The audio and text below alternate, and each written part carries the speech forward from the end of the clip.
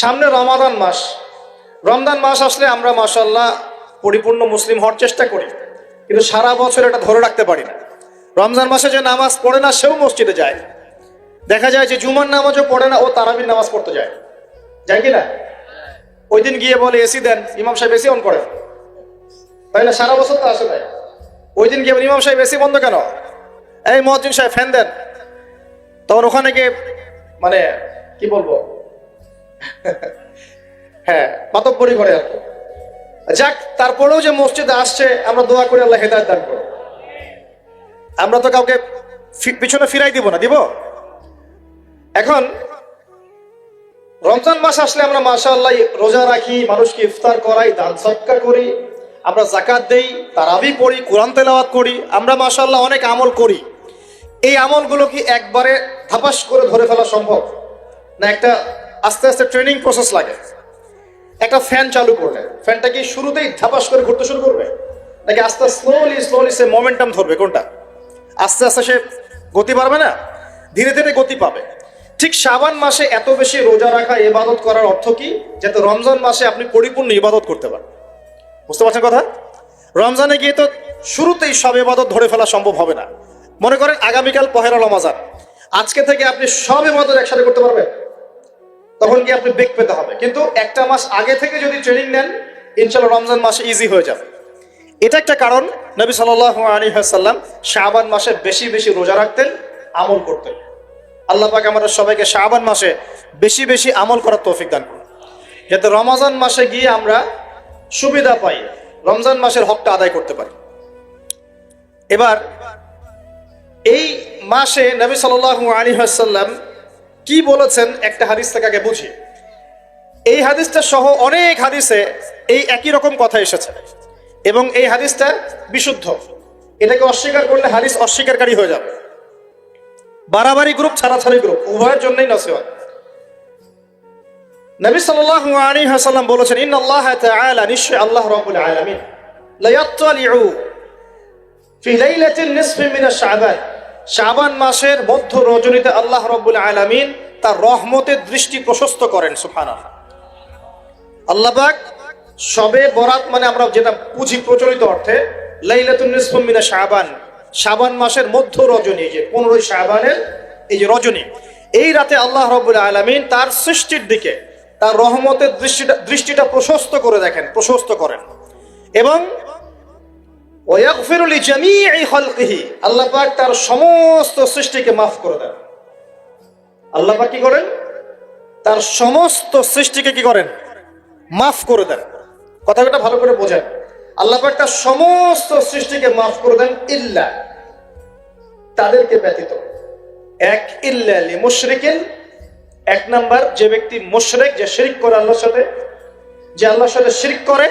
আর দুই, মুশাহিনের, যে ব্যক্তি অন্তরে মানুষের সাথে বিদ্বেষ পোষণ করে, হিংসা বিদ্বেষ মনে আছে এরকম ব্যক্তি, এবং মনের মধ্যে শিরক আছে, শিরকি আকীদা, মুশরিক, এই দুই শ্রেণীর মানুষ ছাড়া আল্লাহ পাক সমস্ত মানুষকে মাফ করে দেন। তাহলে এই রাতের ফজিলত প্রমাণ হলো কিনা? রাতের ফজিলতটা প্রমাণ হলো কিনা? আচ্ছা, এখন এর ব্যাকআপ আরো অনেকগুলো হাদিস আছে। ওই সবগুলো হাদিসকে একত্রিত করলে এমনই কনক্লুশন আসে। এছাড়াও আরো কিছু দুর্বল হাদিস আছে, এগুলো দুর্বল, সনদগতভাবে অন্যান্যভাবে দুর্বল। ওখানে আরো কিছু পয়েন্ট পাওয়া যায় যে আর কাকে কাকে আল্লাহ পাক মাফ করেন না। সবাইকে তো মাফ করেন, আর কাকে কাকে করেন না। এই হাদিসে দুটো পেয়েছি, এটা একদম অকাট্য। এটা হলো মুশরিক, আল্লাহ পাক মাফ করেন না। দুই, যে অন্তরে হিংসা বিদ্বেষ পোষণ করে, হিংসা বিদ্বেষ আছে, এদেরকে আল্লাহ মাফ করেন না। আরো কিছু দুর্বল বর্ণনা থেকে পাওয়া যায়, এটা দুর্বল বর্ণনা, কিন্তু জেনে রাখতে তো সমস্যা নাই। সমস্যা আছে? আর পাপ তো পাপী, দুর্বল হাদিসে আসুক আর কঠিন হাদিসে আসুক, পাপ তো পাপী নাকি? পাপ ছাড়তে কোনো সমস্যা আছে? তো তৃতীয় এক শ্রেণীর নাম পাওয়া যায়, যারা হচ্ছে আত্মহননকারী, নিজেরা নিজেদেরকে আত্মহত্যা করেছে, এদেরকে আল্লাহ মাফ করে। আত্মহনন বোঝেন কিনা? আত্মহত্যা যারা করে, আত্মহনন, এটা একটা শ্রেণী পাওয়া যায়। 4 নম্বর একটা পাওয়া যায় আত্মীয়তার সম্পর্ক ছিন্নকারী, আত্মীয়তার সম্পর্ক ছিন্নকারী। 5 নম্বর একটা পাওয়া যায়, সেটা হলো মাদক দ্রব্য সেবনকারী। মাদক দ্রব্য সেবনকারী, যুবকরা খুব ভালো করে শোনায়, মাদকদ্রব্য সেবনকারী, আল্লাহ সবাইকে মাফ করেন, মাফ করছেন না। আরেকটা পাওয়া যায়, সেটা হলো যারা জেনার পাপে লিপ্ত আছে। কিসের পাপে ভাই? জেনার পাপ। এরকম আর কিছু ব্যাকআপ পাওয়া যায়, কিন্তু এগুলোর বর্ণনা দুর্বল। বর্ণনা কি? দুর্বল। কিন্তু পাপ তো পাপই নাকি? এই পাপগুলো তো পাপ। এই পাপগুলো করলে কি আল্লাহ খুশি হন? অকাট্য সহি থেকে পাওয়া যায় এই দুইটা, মুশরিক এবং মুশাহিদ। যারা শিরক করে, অন্তরে বিদ্বেষ পোষণ করে, আল্লাহ পাক এদেরকে মাফ করেন। এখন আগে জানি শিরক থেকে কিভাবে বাঁচবো, শিরক কি এবং কেন, তারপরে জানবো হিংসা বিদ্বেষ, তারপরে আমরা যাব এই রাত্রে আমরা কি করতে পারি। মনে রাখবেন, আমল করতে হবে তিনটা বিষয় খেয়াল রেখে। কয়টা বিষয় ভাই? আমল করতে হবে তিনটা বিষয় খেয়াল রেখে। এক, আমল করতে হবে একমাত্র আল্লাহ পাকের সন্তুষ্টির জন্য। এক নম্বর কি বলেন? এক আল্লাহর সন্তুষ্টির জন্য, কারো সন্তুষ্টির জন্য না, কারো জন্য না, শুধু কার জন্য? দলিল হচ্ছে ইন্নাস সালাতি ওয়া নুসুকি ওয়া মাহইয়ায়া ওয়া মামাতি লিল্লাহি রাব্বিল আলামিন ফাসাল্লি লিরাব্বিকা ওয়ানহার। দুই, আমল হতে হবে একমাত্র নবী সাল্লাল্লাহু আলাইহি ওয়াসাল্লামের সুন্নাত মোতাবেক। কার সুন্নাত মোতাবেক? নবী এবং সাহাবীদের সুন্নতের সাথে মেলে না, সেই আমল করা যাবে না। নবী এবং সাহাবীদের সুন্নতের সাথে মেলে না, সেই আমল করা যাবে না। তিন নাম, আমলটা যত সুন্দরী মনে হোক, আমলটা যত সুন্দরী মনে হোক আর যত মানুষই করুক, যত মজাদার মনে হোক না কেন, নবী করেন নাই, সাহাবীদের থেকে প্রমাণ নাই, আমল করব না। করলে বেদাত হয়ে যাবে। কি হবে? বেদাত হয়ে যাবে। আর তিন নাম্বার হচ্ছে, আমলগুলো করার আগে অবশ্যই আপনার রিজিকটাকে হালাল করতে হবে। কি করতে ভাই? ব্যাস, এই তিনটা শর্ত পূরণ করে আমল করলে ইনশাআল্লাহ তাআলা আমরা জান্নাতে যাবো। ইনশাআল্লাহ আমরা আশাবাদী, আল্লাহ পাক আমাদেরকে জান্নাত দিবেন ইনশাআল্লাহ। আল্লাহ পাক এক রাতে রহম করে সমস্ত মাখলুক সৃষ্টিকে মাফ করে দিচ্ছেন, শুধু শিরক এবং হিংসা বিদ্বেষ পোষণকারীকে মাফ করছেন না। বুঝতে হবে এই পাপ দুটো কত কঠিন। এবার আসেন, প্রথমে একটু শিরক নিয়ে কথা বলি, তারপরে মুশাহিদ নিয়ে কথা বলি। ধৈর্য ধরবেন তো নাকি? দেরি হচ্ছে? সবর করেন। এখন প্রথমে জানি শিরক কি এবং কেন। শিরক হচ্ছে এমন একটা পাপ, যেই পাপ আমল নামায় থাকলে পরে বিনা তওবায় যদি সেই ব্যক্তি মারা যায়, আল্লাহ পাক তাকে মাফ করবেন না। ভালো করে শোনেন, শিরক এমন একটা পাপ, যে পাপ যদি আমল নামায় থেকে যায়, বিনা তওবায় সে মারা যায়, শিরকের পাপ নিয়ে আল্লাহর সামনে দাঁড়ায়, আল্লাহ তাকে মাফ করবেন না। দলিল সূরা নিসা, আল্লাহ পাক বলেন ইন্নাল্লাহা লা ইয়াগফিরু আন ইউশরাকা বিহি ওয়া ইয়াগফিরু মা দুনা যালিকা লিমান ইয়াশা। আল্লাহ পাক তার সাথে শিরকের গুনাহ মাফ করবেন না, এছাড়া যে কোনো গুনাহ যাকে ইচ্ছা মাফ করবেন। বুঝাচ্ছি, মনে করেন একজন ব্যক্তি জিনা করেছে, কথার কথা নাউযুবিল্লাহ, একজন ব্যক্তি জিনা করেছে বা মিথ্যা কথা বলেছে বা ধরেন মদ খেয়েছে ইত্যাদি। এখন সে তওবা করলে তো মাফ পেতই, তওবা করলে মাফ হতো না? তওবা করলে মাফ তো পেতই। মনে করেন তওবা না করেই মারা গেছে, আল্লাহ পাক চাইলে কিয়ামতের মাঠে এই পাপও বিনা তওবাতেই মাফ করতে পারবে। কথা বুঝতে পারছেন না মনে হয়? মনে করেন একজন ব্যক্তি মদ খেয়েছে, জিনা করেছে ইত্যাদি, সে তওবা করার ফুরসত পায় নাই, বিনা তওবায় মারা গেছে। আল্লাহ পাক চাইলে কিয়ামতের মাঠে তওবা না করা সত্ত্বেও আল্লাহ পাক তাকে মাফ করতে পারে। কিন্তু একজন ব্যক্তি শিরকের পাপ করেছে, তওবা না করে মারা গেছে, আল্লাহ পাক কিয়ামতের মাঠে শিরকের পাপ মাফ করবে। আমি কি বুঝতে পারছি? অন্য পাপের কারণে আল্লাহ রাব্বুল আলামিন শাস্তি দিয়ে হোক, কোনো একটা ভাবে হোক, নবীর সুপারিশের মাধ্যমে হোক, তাকে জাহান্নামে গেলেও সেখান থেকে বের করে জান্নাতে দিবেন ইনশাআল্লাহ। কিন্তু শিরকের পাপ যার আমলনামায় থাকবে, তার উপর জান্নাতকে হারাম করে দেওয়া হয়েছে। বলেন নাউযুবিল্লাহ। সূরা মাইদায় দলিল আছে, শিরকের পাপ যার আমলনামায় আছে তার জন্য জান্নাতকে হারাম করে দেওয়া হয়েছে। শিরক মানে অংশীদার সাব্যস্ত করা, আল্লাহ পাকের সাথে কাউকে সমকক্ষ করা। শিরক কত প্রকার হয়? উত্তর 3 প্রকার। কয় প্রকার ভাই? বিশ্বাসে শিরক হয়, মানে আকীদায় শিরক হয়; আমলে শিরক হয়, মানে কাজে শিরক হয়; কথা বা লিসানে শিরক হয়। মনে থাকবে? 1 নাম্বার কিসে শিরক হয়? বলেন আমার সাথে। বিশ্বাসে শিরক হয়, আকীদায় শিরক হয়। 2 নাম্বার আমলে শিরক হয়, কাজে শিরক হয়। 3 নাম্বার কথায় শিরক হয়। কয়েকটা এক্সাম্পল দিয়ে বুঝতে পারবেন। একজন ব্যক্তি মনে করেন বিশ্বাস করে যে আল্লাহ বলতে কেউ নাই, কি হবে এটা? বলেন শিরক। একজন ব্যক্তি মনে করেন বিশ্বাস করে যে আল্লাহ আছে আরো ইলাহ আছে, তাহলে কি হবে? কেউ যদি বিশ্বাস করে আল্লাহর সন্তান আছে, কি হবে? কেউ যদি বিশ্বাস করে মহাবিশ্ব আল্লাহ সৃষ্টি করে নাই, বিগ ব্যাং থেকে সৃষ্টি হয়েছে, কি হবে? কেউ যদি বিশ্বাস করে আল্লাহ মানুষকে সৃষ্টি করে নাই, মানুষ বানর থেকে হয়েছে, কি হবে? আচ্ছা, বিশ্বাসগত সে কেউ যদি মনে করে আল্লাহ ছাড়া অমুকে আমার সন্তান দিতে পারে, কি হবে? কেউ যদি বিশ্বাস করে যে আল্লাহকে পাওয়ার জন্য আমাকে মাধ্যম ওসিলা পূজা করতে হবে, তাহলে কি হবে? কেউ যদি চন্দ্র সূর্য গ্রহ নক্ষত্র গাছপালা মূর্তি এসবে পূজা করে, কি হবে? এগুলো বিশ্বাসগত শিরক। কেমন শিরক ভাই? বিশ্বাসগত শিরক। 2 নম্বর আসেন আমলগত কাজগত শিরক। কেমন? মনে করেন সেজদা করতে হয় কার জন্য? কেউ যদি এখন কবরে গিয়ে সেজদা করে, কি হবে?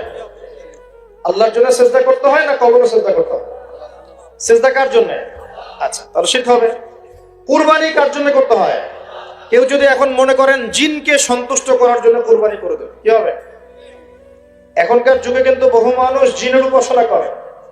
এখনকার যুগে বহু মানুষ জিনের উপাসনা করে, আর জিন বলে একটা জাতি আছে আমাদের সাথে চলাফেরা করে, আমরা দেখতে পারি না। আমরা কি সব দেখতে পারি? আমরা কি সব জানি? আমরা তো আমাদের আত্মাকেই দেখতে পারি না। এত ঘুমাই গেছেন, আত্মা চলে গেছে, দেখতে পাচ্ছেন? আর আমরা কি জানি? আমরা কতটুকু জানি আগামীকাল কি হবে আপনার সাথে, বলেন দেখি। কেউ জানে? আমাদের জ্ঞান কত ক্ষুদ্র, বুঝতে পারলাম। আগামীকাল কি হবে তাই জানি না, আমার আত্মাকেও চোখে দেখি না। আর আমি যদি দাবি করি এখন আমি সব জানতাম, তাহলে কি হবে? অতএব জিন জাতি আমাদের মধ্যেই আছে কি নাই? ওমা খালাকতুল জিন্না ওয়াল ইনসা ইল্লা লিয়াবুদুন। আমি জিন আর মানুষকে শুধুমাত্র আমার ইবাদত করার জন্যই সৃষ্টি করেছি। আল্লাহ পাক আমাদের সবাইকে আল্লাহ পাকের সত্য বোঝার তৌফিক দান। এবার আসেন, আপনাদের পার্বত্য এলাকায় জিনের উপাসনা হয়। এখন বললেন ভাই কেমন করে জানলেন? যত তান্ত্রিক মান্ত্রিক কবিরাজ জাদুকর সব এই পাহাড়ি এলাকায় ঘুরে বেড়াচ্ছে, এবং চোখ কান খোলা রাখলে আপনারাও বুঝতে পারবেন। জিনের উপাসনা করলে অনেক কিছু ভেলকিবাজি দেখানো যায়। জিনকে আল্লাহ পাক কিছু ক্ষমতা দিয়েছে। জিন অনেক দূর থেকে দেখতে পারে। মনে করেন যে কেউ একজন এখানে বসে আছে, সে দাবি করছে যে সে অলৌকিক ক্ষমতার অধিকারী, অথচ ওর কাছে জিন আছে। কি আছে? জিন। এখন আপনি শুনেছেন যে অমুক জায়গায় অমুক বাবা আছে, সে অনেক বড় ক্ষমতার অধিকারী, যাই দেখি ওনার কি ক্ষমতা। এখন আপনি রাস্তায় আসছেন, তার সেই জিন তো আগেই দেখতে পাচ্ছে আপনি আসছেন দূর থেকে, সে আগে খবর দিল আসতেছে মক্কেল, ওই যে মক্কেল আসতেছে। এখন সে বলল যে ওই ব্যক্তির সাথে যে জিন আছে ওর সাথে কানেকশন করো। সবার সাথে একটা জিন আছে না? আছে কি না? একটা করে জিন শয়তান আছে না সবার সাথে? 2 জন ফেরেশতা, 1 জন জিন, সবার সাথেই আছে। আছে কি না? আপনার জিন জানে আপনার সাথে অতীতে কি হয়েছিল? জানে তো।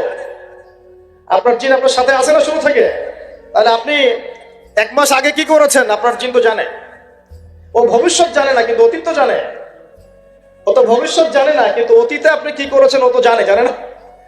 এখন এ ওর সাথে এই কারিনের সাথে যোগাযোগ করছে। এ ওকে বলছে এই তো 1 মাস আগে অমুক মেয়ের পিছনে দৌড়াইছিল, এই 1 মাস আগে অমুক একটা মেয়ের পিছনে দৌড়াইছে, ওই মেয়েকে পাওয়ার খুব চেষ্টা করছে।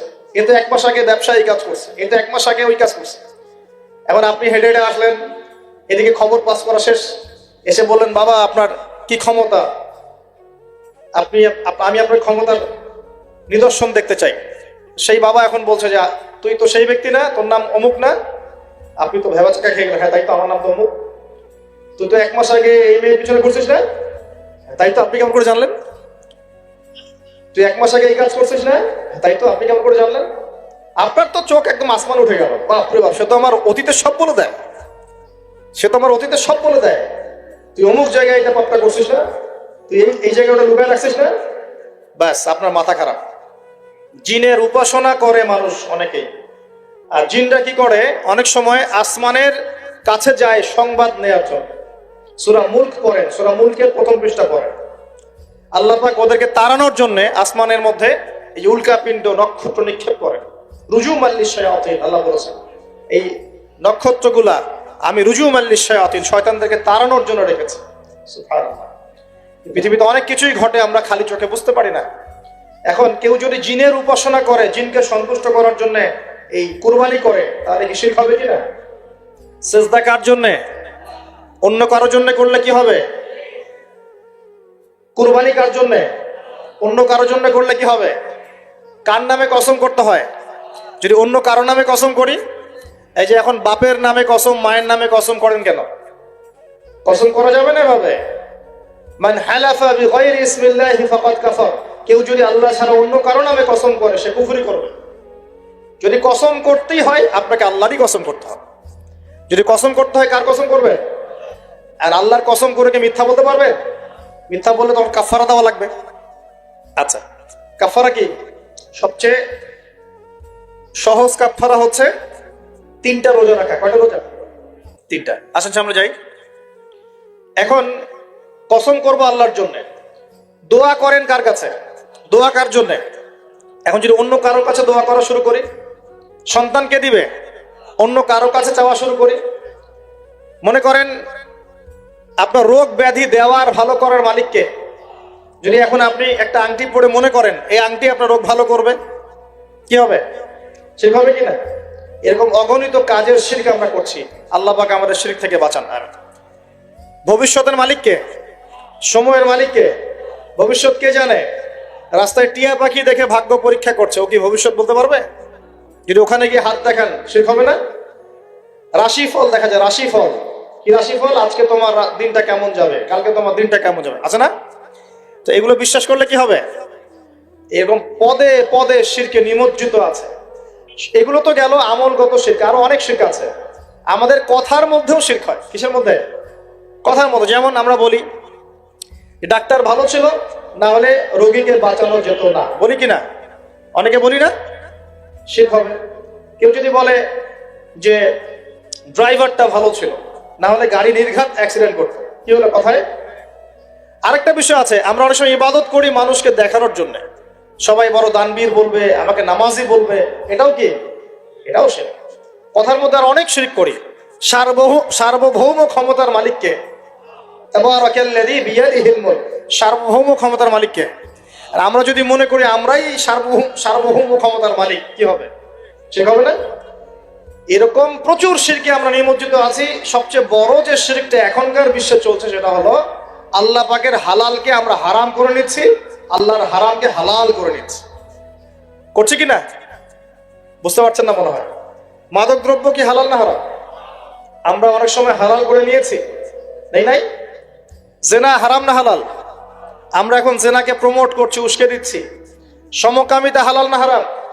এই সমকামিতার ব্যাধি ছড়িয়ে পড়েছে এখন সমাজের রন্ধ্রে রন্ধ্রে, পড়েছে না?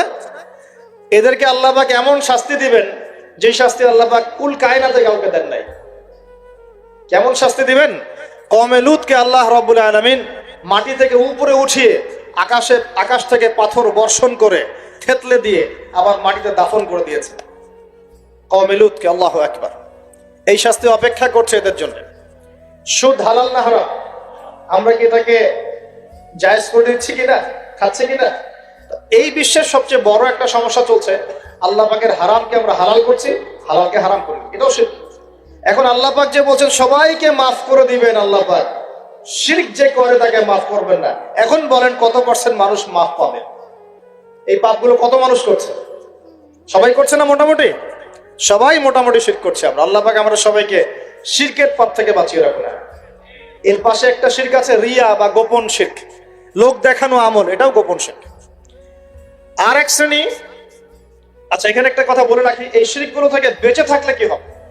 শিরক থেকে বেঁচে থাকলে আপনার আমল নামায় যদি আসমান জমিন সমান গোনাও থাকে, আল্লাহ পাক সমস্ত গোনা মাফ করে দিবেন ইনশাআল্লাহ। মনে করেন একজন ব্যক্তির আমল নামায় জেনা, সুদ, ঘুষ, হাবি জাবি দুনিয়ার পাপ দিয়ে ভর্তি, কিন্তু কোনো একটা কারণে বা কোনো একভাবে তার আমল নামায় শিরকের কোনো গোনা নাই, শিরক করে নাই, ইনশাআল্লাহু তাআলা কোনো না কোনো ওসিলায় হলেও আল্লাহ পাক তাকে কিয়ামতের মাঠে মাফ করে দিবেন ইনশাআল্লাহ। একটা হাদিস বললেই যথেষ্ট হবে, তারপরে সামনে যাব। রাসূল সাল্লাল্লাহু আলাইহি ওয়াসাল্লামকে আল্লাহ পাক মেরাজের রাতে ওয়াদা করেছেন। কোন রাতে ভাই? মেরাজের রাতে ওয়াদা করেছেন, হে মুহাম্মদ সাল্লাল্লাহু আলাইহি ওয়াসাল্লাম, তোমার উম্মতের মধ্যে যে কোনো ব্যক্তি যত বড়ই পাপ করুক না কেন, আসমান জমিনের সমানও যদি পাপ করে আমার সামনে দাঁড়ায়, কিন্তু তার আমল নামায় শিরকের পাপ নাই, আমি আল্লাহ তার সামনে আসমান জমিন সমান ক্ষমা নিয়ে হাজির হব ইনশাআল্লাহ। মানে সে মাফ পেয়ে যাবে ইনশাআল্লাহ। অতএব শিরক মুক্ত আমল করতে পারলে ইনশাআল্লাহ এই নিসফু মিনা শাবান, লাইলাতুন নিসফি মিনা শাবান, এই শবে বরাত যেটা আপনারা বলছেন, এই রাতে আল্লাহ পাকের ক্ষমা আমরা পেয়ে যাব ইনশাআল্লাহ। শিরক মুক্ত আমল করতে পারলেই ক্ষমা হবে ইনশাআল্লাহ। আল্লাহ পাক আমাদের সবাইকে শিরক থেকে বেঁচে থাকার তৌফিক দান করুন। এই শিরক সম্পর্কে বিস্তারিত জানার জন্য শিরক কি ও কেন, কিতাব ও তাওহীদ, তারপরে কোরআন সুন্নাহর আলোকে ইসলামী আকীদা, এই বইগুলো পড়াশোনা করেন, ইনশাআল্লাহ জানতে পারবেন। আর এক শ্রেণী মানুষকে আল্লাহ পাক মাফ করবেন না। এরা কারা? মুশাহিন। মুশাহিন মানে কি? যারা একে অপরের সাথে হিংসা বিদ্বেষ পোষণ করে। এখন বলেন দেখি, হিংসা বিদ্বেষ পোষণ করেন এমন মানুষ আছে এখন? বলেন দেখি। রাজনৈতিক অঙ্গনে একজন আরেকজনের সাথে হিংসা করছে কিনা? সামাজিক নেতৃত্ব নিয়ে একজন আরেকজনের সাথে হিংসা করছে কিনা? পরিবারের মধ্যেও একজন আরেকজনের সাথে হিংসা করছে কিনা? ভাই ভাই একজন আরেকজনের সাথে হিংসা করছে কিনা? আলেম একজন আরেকজনের সাথে হিংসা করছে কিনা? করছে না? বক্তা একজন আরেকজনের সাথে হিংসা করে কিনা? ধর্ম থেকে শুরু করে বিশ্ব রাজনীতি পর্যন্ত হিংসার দাবান হলে এখন পুরো বিশ্বের মানুষ জ্বলে পড়ে শেষ হয়ে যাচ্ছে, হচ্ছে না? মহিলা হিংসা করে কিনা? সতীনে হিংসা করে কিনা? সতীন বুঝেন কিনা? বিয়েই তো করেন নাই, সতীন বুঝবেন কি? সতীন কি জিনিস? দুই বউ, এক বউ আরেক বউ কি হয়? সতীনে হিংসা করে কিনা?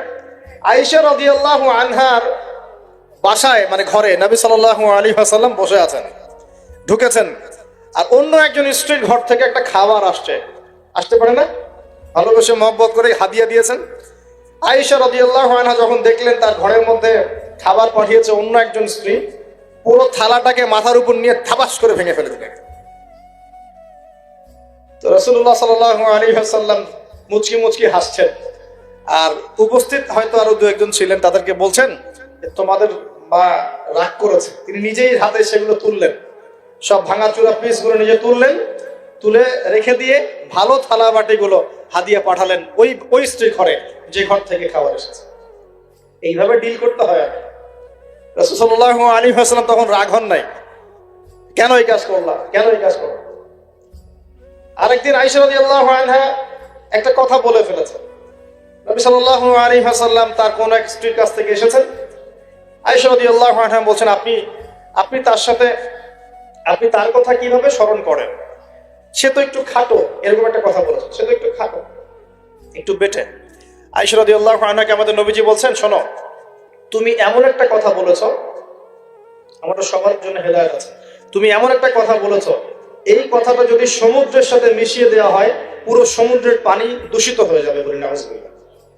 এই যে এতটুকু কথা, যে সে তো একটু খাটো ইয়া রাসূলুল্লাহ, এই যে এতটুকু কথা খালি, এই যে অত কালো, অত অমুক, অত তমুক, অত গরিব, অত কৃষক, অত ছোট লোক, অত এই যে রিক্সাওয়ালা, আমরা কথা বলি না এগুলো? আমাদের এগুলো কথা আছে না সমাজে? এগুলো বলার সাথে সাথেই এটা এমন পাপ হয়ে যায়, সাগরের মধ্যে এই পাপ মিশিয়ে দিলে সাগরের পানি নষ্ট হয়ে যায়। এরকম হিংসা বিদ্বেষ মনে থাকলে তাজকিয়া পাওয়া যায় না। তাজকিয়া মানে আত্মশুদ্ধি। তো এখানে এটা স্বভাব সুলভ, মানুষের মধ্যে এসে যায়, আসে কিনা? আসে না? এই সবে লাইলাতুন নিসফি মিনা শাবানের হাদিসগুলোর মধ্যে একটা হাদিসে আসছে, সনদের কথা আমি বলছি না, আমি প্রসঙ্গটা বলছি, যে আয়েশা রাদিয়াল্লাহু আনহা বলছেন, আমি ঘুম থেকে উঠে দেখি রাসূল সাল্লাল্লাহু আলাইহি ওয়াসাল্লাম নামাজ পড়ছেন। কি পড়ছেন? নামাজ, তার ঘরে নামাজ পড়ছেন। নামাজে এত লম্বা সেজদা করছেন যে আমার কাছে মনে হলো নবী মনে হয় ইন্তেকাল করেছেন। নাউজুবিল্লাহ। তারপরে আমি তাকে তার বুড়ো আঙ্গুল ধরে নাড়া দিলাম। নবী সাল্লাল্লাহু আলাইহি ওয়াসাল্লাম তাড়াতাড়ি নামাজ শেষ করলেন, শেষ করে বললেন, আজকের রাত এমন একটা রাত, এই রাতে আল্লাহ রাব্বুল আলামিন তার অসংখ্য বান্দাকে মাফ করে দেন। এরপর তিনি আবার ঘুমিয়ে গেলেন। আয়েশা রাদিয়াল্লাহু আনহা এবার উঠে বলছেন, আমি দেখলাম যে নবী সাল্লাল্লাহু আলাইহি ওয়াসাল্লাম আমার ঘরে নাই। তখন তিনি বলছেন, আমার মনের মধ্যে তখন ওই ফিলিংস আসলো যেটা মেয়েদের মধ্যে স্বভাব স্বরূপ চলে আসে। আমি মনে করলাম যে রাসূলুল্লাহ সাল্লাল্লাহু আলাইহি ওয়াসাল্লাম কি অন্য কোনো স্ত্রীর ঘরে চলে গেলেন আমাকে ছেড়ে। তখন আমি চাদর মুড়ি দিয়ে তাকে পিছু নেওয়া শুরু করলাম। পিছে গিয়ে দেখলাম রাসূল সাল্লাল্লাহু আলাইহি ওয়াসাল্লাম ওই জান্নাতুল বাকি বলি না আমরা, বাকিয়ে গারকাত, মদিনায় মসজিদ নববীর পাশে কবরস্থান আছে না, ওই কবরস্থানে নবী সাল্লাল্লাহু আলাইহি ওয়াসাল্লাম দাঁড়িয়ে মাইয়েতের জন্য দোয়া করছেন। সুবহানাল্লাহ। আয়েশা রাদিয়াল্লাহু আনহা গিয়ে দাঁড়ালেন, নবীজি বললেন, তুমি কি মনে করছো আমি তোমার সাথে প্রতারণা করছি, আমি তোমার হক নষ্ট করব? বরং আজকের রাতে আল্লাহ রাব্বুল আলামিন অগণিত মানুষকে মাফ করে দেন বলে। সুবহানাল্লাহ। এই হাদিসগুলো এসেছে শবে বরাত প্রসঙ্গে। এখানেও দেখেন আয়েশা রাদিয়াল্লাহু আনহা কিন্তু একটু জেলাসি ফিল করেছেন যে আমার ঘর থেকে আবার অন্য স্ত্রী ঘরে চলে গেল কিনা। এগুলো স্বভাব সুলভ, এগুলো আসতে পারে, এগুলো মানুষের মধ্যে কি আসতে পারে, কিন্তু বিদ্বেষ পোষণ করে একে অপরের ক্ষতি করে দেওয়া, এই কাজগুলো যারা করবে আল্লাহ পাক এই রাতে ওদেরকে মাফ করবে না। এখন আমাদের জন্য আগে নসিহত দুইটা, এই রাত্রের ফজিলত পেতে হলে নসিহত আগে দুইটা। এক, আমাদের আকীদা আমলে কোনো শিরক থাকা যাবে না, বলি আমিন। আল্লাহ কবুল করুন। আমাদের আকীদা এবং আমলে কোনো প্রকার শিরক রাখা যাবে না। দুই, আমরা মনের মধ্যে কোনো ভাইয়ের প্রতি হিংসা বিদ্বেষ রাখবো না। রাখবো ইনশাল্লাহ? রাখবো না। আমরা কোনো ভাইয়ের প্রতি হিংসা বিদ্বেষ পোষণ করবো না ইনশাল্লাহ। একটা হাদিস বললেই আপনি বুঝে ফেলবেন, তারপর আমি সামনে যাচ্ছি, এরপরে আমি আস্তে আস্তে ফিনিশিং দেবো ইনশাল্লাহ। আল্লাহর রাসূল বলেছেন সাল্লাল্লাহু আলাইহি ওয়াসাল্লাম, তিনি বলেছেন যে তোমরা ততক্ষণ পর্যন্ত জান্নাতে যেতে পারবে না, ভালো করে শোনেন, তোমরা ততক্ষণ পর্যন্ত জান্নাতে যেতে পারবে না যতক্ষণ তোমরা প্রকৃত মুমিন না হচ্ছ, প্রকৃত মুমিন না হচ্ছ।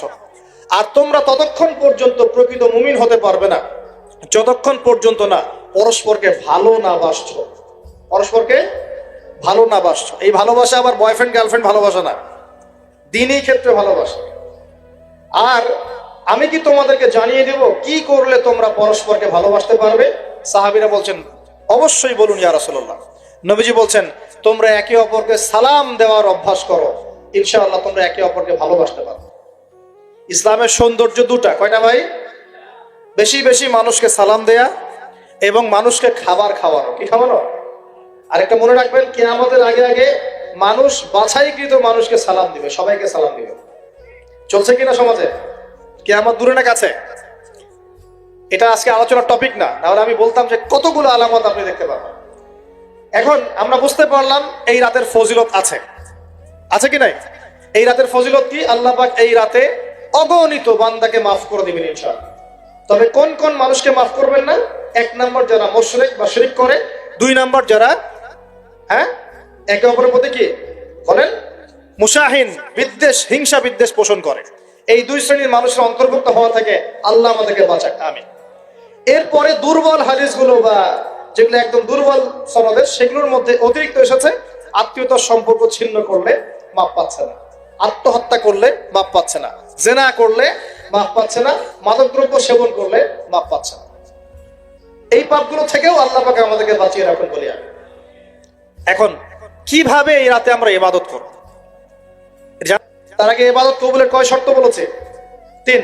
আল্লাহর সন্তুষ্টির জন্য হতে হবে, নবীর সুন্নাহ মাফিক হতে হবে, এবং 3 নম্বর হচ্ছে হালাল রিজিক থাকতে হবে, হারাম খেয়ে ইবাদত করা যাবে না। এখন আসেন, কোন হাদিসের মধ্যে স্পেসিফিকলি বলা নাই যে এই রাতে এই এই এই এই ইবাদত করতে হবে, কোন হাদিসের মধ্যে পাওয়া যায় না।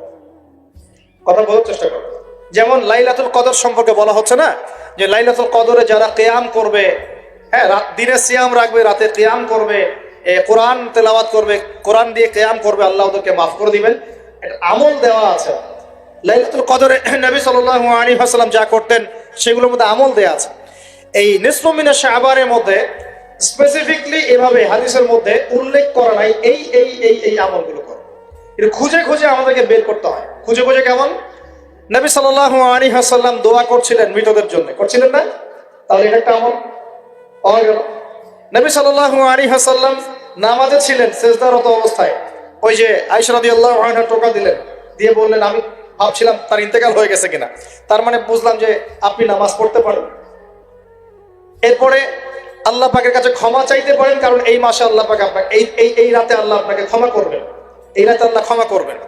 এখন এটাকে বলা হয় প্রশস্ততা। ব্যক্তিগতভাবে এখানে আপনাকে প্রশস্ত ইখতিয়ার দেয়া হয়েছে। ব্যক্তিগতভাবে আপনাকে আল্লাহ পাক তার রাসূলের মাধ্যমে এই শরীয়তে এই রাতের আমলের জন্য একটা প্রশস্ত ইখতিয়ার দিয়েছেন। আপনি রাসূল সাল্লাল্লাহু আলাইহি ওয়াসাল্লামের সুন্নাহ মাফিক যে কোনো ভালো কাজ করতে পারেন, কিন্তু নির্দিষ্ট করে আপনাকে দেওয়া হয় নাই যে আপনাকে 100 রাকাতই পড়তে হবে, আপনাকে 200 রাকাতই পড়তে হবে, আপনাকে 10 রাকাতই পড়তে হবে, আপনাকে 1 খতমই দিতে হবে, এরকম নির্দিষ্ট করে আপনাকে কিছু দেওয়া হয়। আপনি এখন চাইলে সুন্দর করে অজু করলেন, অজু করে মাশাআল্লাহ আতর খুশবু ব্যবহার করতে পারেন, পরে সুন্দর জামা পরলেন, পরে আপনি আল্লাহর স্মরণে নামাজ আদায় করলেন। এখন ফরজ নামাজ আগে না নফল আগে? ফরজ আগে না নফল আগে? এই আমলগুলো ফরজ না নফল? এগুলো নফল। আগে তো ফরজ পড়তে হবে নাকি? 5 ওয়াক্ত ফরজ নামাজ তো আগে, তারপরে আপনি নফলে আসেন। আমাদের জীবনে কোনটার গুরুত্ব সবচেয়ে বেশি? ফরজ ঠিক না থাকলে নফল দিয়ে কাজ হবে?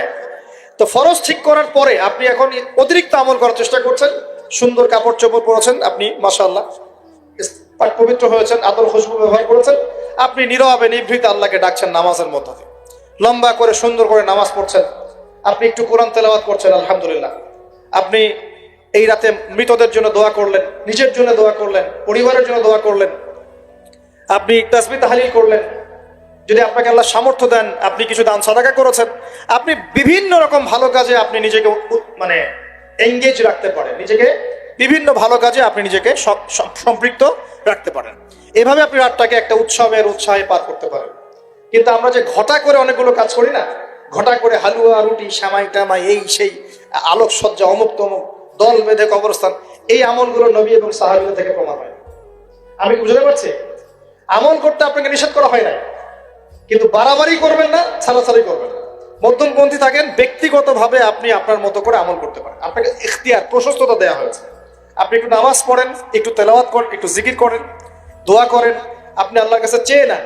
আরেকটা হাদিস আছে, এই রাতে আল্লাহ রাব্বুল আলামিন প্রথম আসমানে নেমে আসেন। সুবহানাল্লাহ। আল্লাহ পাক কেমন করে নেমে আসেন এটা আমাদের ব্যাখ্যার বাইরে, আর এটা সত্তাগত ভাবে না, আল্লাহ পাকের রহমান নেমে আসেন। আল্লাহ পাক আহ্বান করতে থাকেন, কে আছে আমার কাছে কিছু চাইবে আমি তাকে দিব, কে আছো আমার কাছে ক্ষমা চাইবে আমি মাফ করে দিব, কে আছো আমাকে ডাকবে আমি তার ডাকে সাড়া দিব। সুবহানাল্লাহ। আল্লাহ পাক এই পুরো রাত বলতে থাকেন। আরেকটা কথা মনে রাখবেন, এভাবে কিন্তু আল্লাহ পাক প্রত্যেক রাতেই বলতে থাকেন, শুধু এই একটা রাতেই নয়, প্রত্যেক রাতেই আল্লাহ পাক বলতে থাকেন। কিন্তু এই রাতে স্পেশালি আল্লাহ পাক অগণিত মানুষকে মাফ করে দিবেন ইনশাআল্লাহ। তা আমরা আল্লাহর কাছে দোয়া করি, আল্লাহ পাক আমাদের সবাইকে যেন সুস্থতার সাথে শাবান মাসে বেশি বেশি রোজা রাখার তৌফিক দান করেন, এবং যে আমলগুলো সুন্নাহ সম্মত, এই সুন্নাহ সম্মত আমলগুলো আল্লাহ আমাদের করার তৌফিক দান করেন। বাড়াবাড়ি পর্যায়ে চলে যাবেন না, একবার ছাড়াছাড়ি পর্যায়ে চলে যাবেন না, মধ্যমপন্থী থাকেন, রাতের ফজিলতটাকে আল্লাহর কাছে চেয়ে নেন, এবং আল্লাহর কাছে মাফ পাওয়ার জন্য যে পাপগুলোকে ছাড়তে হবে, যেমন শিরক, হিংসা বিদ্বেষ ইত্যাদি ইত্যাদি, এই পাপগুলোকে ছেড়ে দিয়ে আল্লাহর কাছে নিজেকে প্রমাণ করার চেষ্টা করি। আল্লাহ পাক আমাদের সবাইকে তৌফিক দান করুন, বলি আমিন। যে লাইলাতুন নিসফু মিনাশ শাবান, শাবান মাসের মধ্য রজনী, আল্লাহ পাকের রহমত। একদল অতিরিক্ত বাড়াবাড়ি, একটা অতিরিক্ত ছাড়াছাড়ি, বাড়াবাড়ি আর ছাড়াছাড়ি, একটা অতিরিক্ত বাড়াবাড়ি, সে একদম শবে বরাতকে মনে হয় লাইলাতুল কদরের উপরে নিয়ে যাচ্ছে আর কি। লাইলাতুল নিসফু মিনাশ শাবানকে কোনো কোনো ক্ষেত্রে বাড়াবাড়ি পন্থীরা একদম লাইলাতুল কদরের উপরে নিয়ে চলে যাচ্ছে। আর ছাড়াছাড়ি যারা, তারা বলছে এই রাত্রে কোনো কিছুই করা যাবে না। দুইটাই চরমপন্থী, বুঝতে পারছেন না মনে কথা। একদল এটাকে নিয়ে এত বেশি বাড়াবাড়ি করছে যে এটাকে একদম লাইলাতুল কদরের উপরে নিয়ে চলে যাচ্ছে, আরেকদল দেখা যাচ্ছে এটাকে এমন ভাবে পরিত্যাগ করছে না, এই যে কিছুই করা যাবে না, কোনো ফজিলতি নাই। এখন আসলে মধ্যমপন্থা কি, মাঝখানে আমরা কি করব তাহলে জানার দরকার আছে কি নাই? অনেক হাদিসের অনেক আলোচনা, প্রায় 40-50 পৃষ্ঠার বই, সব আলোচনা তো মাহফিলে করা সম্ভব না। আমি সারমর্মটুকু বলি। সারমর্ম কি? হাদিসের শবে বরাত নামে কোনো শব্দ নাই, এক নাম্বার কথা। কি নাই ভাই? শবে বরাত নামে কোনো শব্দ নেই, আছে লাইলাতুন নিসফু মিনাশ শাবান, শাবান মাসের মধ্য রজনী। শাবান মাসের মধ্য রজনী। শাবান মাস কি? উত্তর, নবী সাল্লাল্লাহু আলাইহি ওয়াসাল্লাম রমজান মাসের পর যে মাসে রোজা রাখতে বেশি গুরুত্ব দিয়েছেন তার নাম শাবান। আমার সাথে বলেন, শাবান মাস কি? নবী সাল্লাল্লাহু আলাইহি ওয়াসাল্লাম রমজানের পরে যে মাসে রোজা রাখতে খুব বেশি গুরুত্ব দিয়েছেন তার নাম শাবান। আয়েশা রাদিয়াল্লাহু আনহা তিনি বলতেন, যে শাবান মাস আসলে নবী সাল্লাল্লাহু আলাইহি ওয়াসাল্লাম এত বেশি বেশি রোজা রাখতেন যে মনে হতো তিনি রোজা ছাড়বেনই না, সারা মাস রেখে ফেলবেন। বেশি থেকে বেশি রোজা রাখতেন শাবান মাসে। প্রশ্ন হচ্ছে কেন? উত্তর, এমনিতে এই মাসটা বরকতময় এবং এই মাসে আল্লাহ পাক তার রহমতে বিপুল সংখ্যক মানুষকে জাহান্নাম থেকে মুক্তি দান করেন। সুবহানাল্লাহ। নবী সাল্লাল্লাহু আলাইহি ওয়াসাল্লাম এই মাসকে তাজিম করতেন। এই মাসের সম্মানার্থে, এই মাসে আল্লাহর রহমত বরকতের স্বার্থে নবী করিম সাল্লাল্লাহু আলাইহি ওয়াসাল্লাম এই মাসে বেশি বেশি রোজা রেখেছেন। সুন্নত কি শিখলাম? শাবান মাসে বেশি বেশি রোজা রাখা সুন্নত। একটা কি পেলাম ভাই? শাবান মাসে বেশি বেশি রোজা রাখা সুন্নত। আপনি যদি মুকিম হন, শরীর সুস্থ থাকে, মুসাফির না, আপনার সুস্থতা আছে, সব ঠিক আছে, আপনি চেষ্টা করবেন এই মাসে বেশি বেশি রোজা রাখার। পারা যাবে ইনশাল্লাহ? এটা নবীর সুন্নত হবে। আরেকটা হাদিস মাথায় নিয়ে না, আজকে সারা ওয়াজ ভুলে গেলে এই ওয়াজটা ভুলেন না। কি হাদিস? নবীজি বলছেন, তোমাদের সামনে, হে আমার সাহাবীরা, তোমাদের সামনে এমন একটা যুগ আসছে, ওই যুগে আমার সুন্নতকে ধরে রাখাটা হাতের মধ্যে আগুন ধরে রাখার মতো হবে। আমি অনেকদিন এই লেকচারে এই হাদিসটা বলেছি। তোমাদের সামনে এমন একটা কঠিন যুগ আসছে, জামানা সবরিন, সবরের যুগ, কঠিন যুগ। ওই যুগে ঈমান ধরে রাখা, মানে আমার সুন্নতের উপর থাকা, হাতে আগুন ধরে রাখার মতো হবে। ওই যুগে যদি তোমরা আমার একটা সুন্নতকে জীবিত করতে পারো, সমাজে একটা সুন্নত মরে গেছে, ওটাকে আবার জীবিত করতে পারো, তাহলে 50 জন শহীদ সাহাবীর নেকি পাবে। আচ্ছা, বুঝলেন? শুধু নেকি না, আপনি 50 জন শহীদ সাহাবীর নেকি পাবেন যখন চলমান সমাজে একটা সুন্নত মিটে গেছে, নাই, মানুষ আমল করছে না, কিন্তু আপনি সেটাকে জীবিত করলেন। পারা যাবে ইনশাল্লাহ? একটা দেখাচ্ছি, যেমন সাহাবীদের যুগে মানুষ মসজিদে ঢুকলে কি করতো জানেন? আগে 2 রাকাত নামাজ পড়তো। কি করতো? মসজিদে ঢুকেই, ওযু অবস্থায় মসজিদে ঢুকেই তারা বসতেন না, আগে 2 রাকাত নামাজ পড়তেন, দুখুলুল মসজিদ বা তাহিয়াতুল মসজিদ, তারপরে বসতেন। আর নবীজি বলেছেন, কিয়ামতের আগে আগে এই দুখুলুল মসজিদ, তাহিয়াতুল মসজিদ, এই নামাজটা উঠে যাবে। উঠে যাচ্ছে না আস্তে আস্তে। মসজিদে ঢুকলে মানুষ ধাপ করে বসে পড়ে, তাই না? মানুষ ভুলেই গেছে এটা সুন্নত। এখন আপনি যদি এই সুন্নতটাকে আবার জীবিত করতে পারেন, ইনশাল্লাহ 50 জন শহীদ সাহাবীর নেকি পাবেন। সমাজে এখন দাড়ি শেভ করা ফ্যাশন হয়ে গেছে, বুঝছেন না? অনেকে শেভ না করলে চাকরি দেয় না। শেভ না করলে কি হয় না? চাকরি পাওয়া যায় না। স্কুলে তো না, কলেজে গিয়ে পড়তে গেলে ক্লাস করতে দেয় না। দাঁড়িয়ে আছে, যাও শেভ করে আসো, তাই বলে। এখন সমাজ চলছে উল্টা। এখন যদি আপনি নবীর সুন্নতকে আবার জীবিত করতে পারেন, 50 জন শহীদ সাহাবীর নেকি পাবেন। রাতে ঘুমানোর সময় একটা সুন্নত আছে, 33 বার সুবহানাল্লাহ, 33 বার আলহামদুলিল্লাহ, 34 বার কি আল্লাহু আকবার। বহু মানুষই পড়ে না। আপনি যদি পড়তে পারেন, ইনশাআল্লাহ আল্লাহ পাক আপনাকে নেকি দিবেন। সমাজে বহু মানুষ চুল একদম এখন মেসি রোনাল্ডো কাট, তাই না? মেসি কাট আর রোনাল্ডো কাট। আর আমি সিলেট অঞ্চলে দেখে আসছি একদম লন্ডন কাট, 2 পাশ ছিলে, মাঝখানে চুল। লন্ডন থেকে শিখে আসছে। এখন চুলেরও কিন্তু সুন্নত আছে, আছে কি নাই? দাড়ির যেমন সুন্নত আছে, চুলের সুন্নত নাই।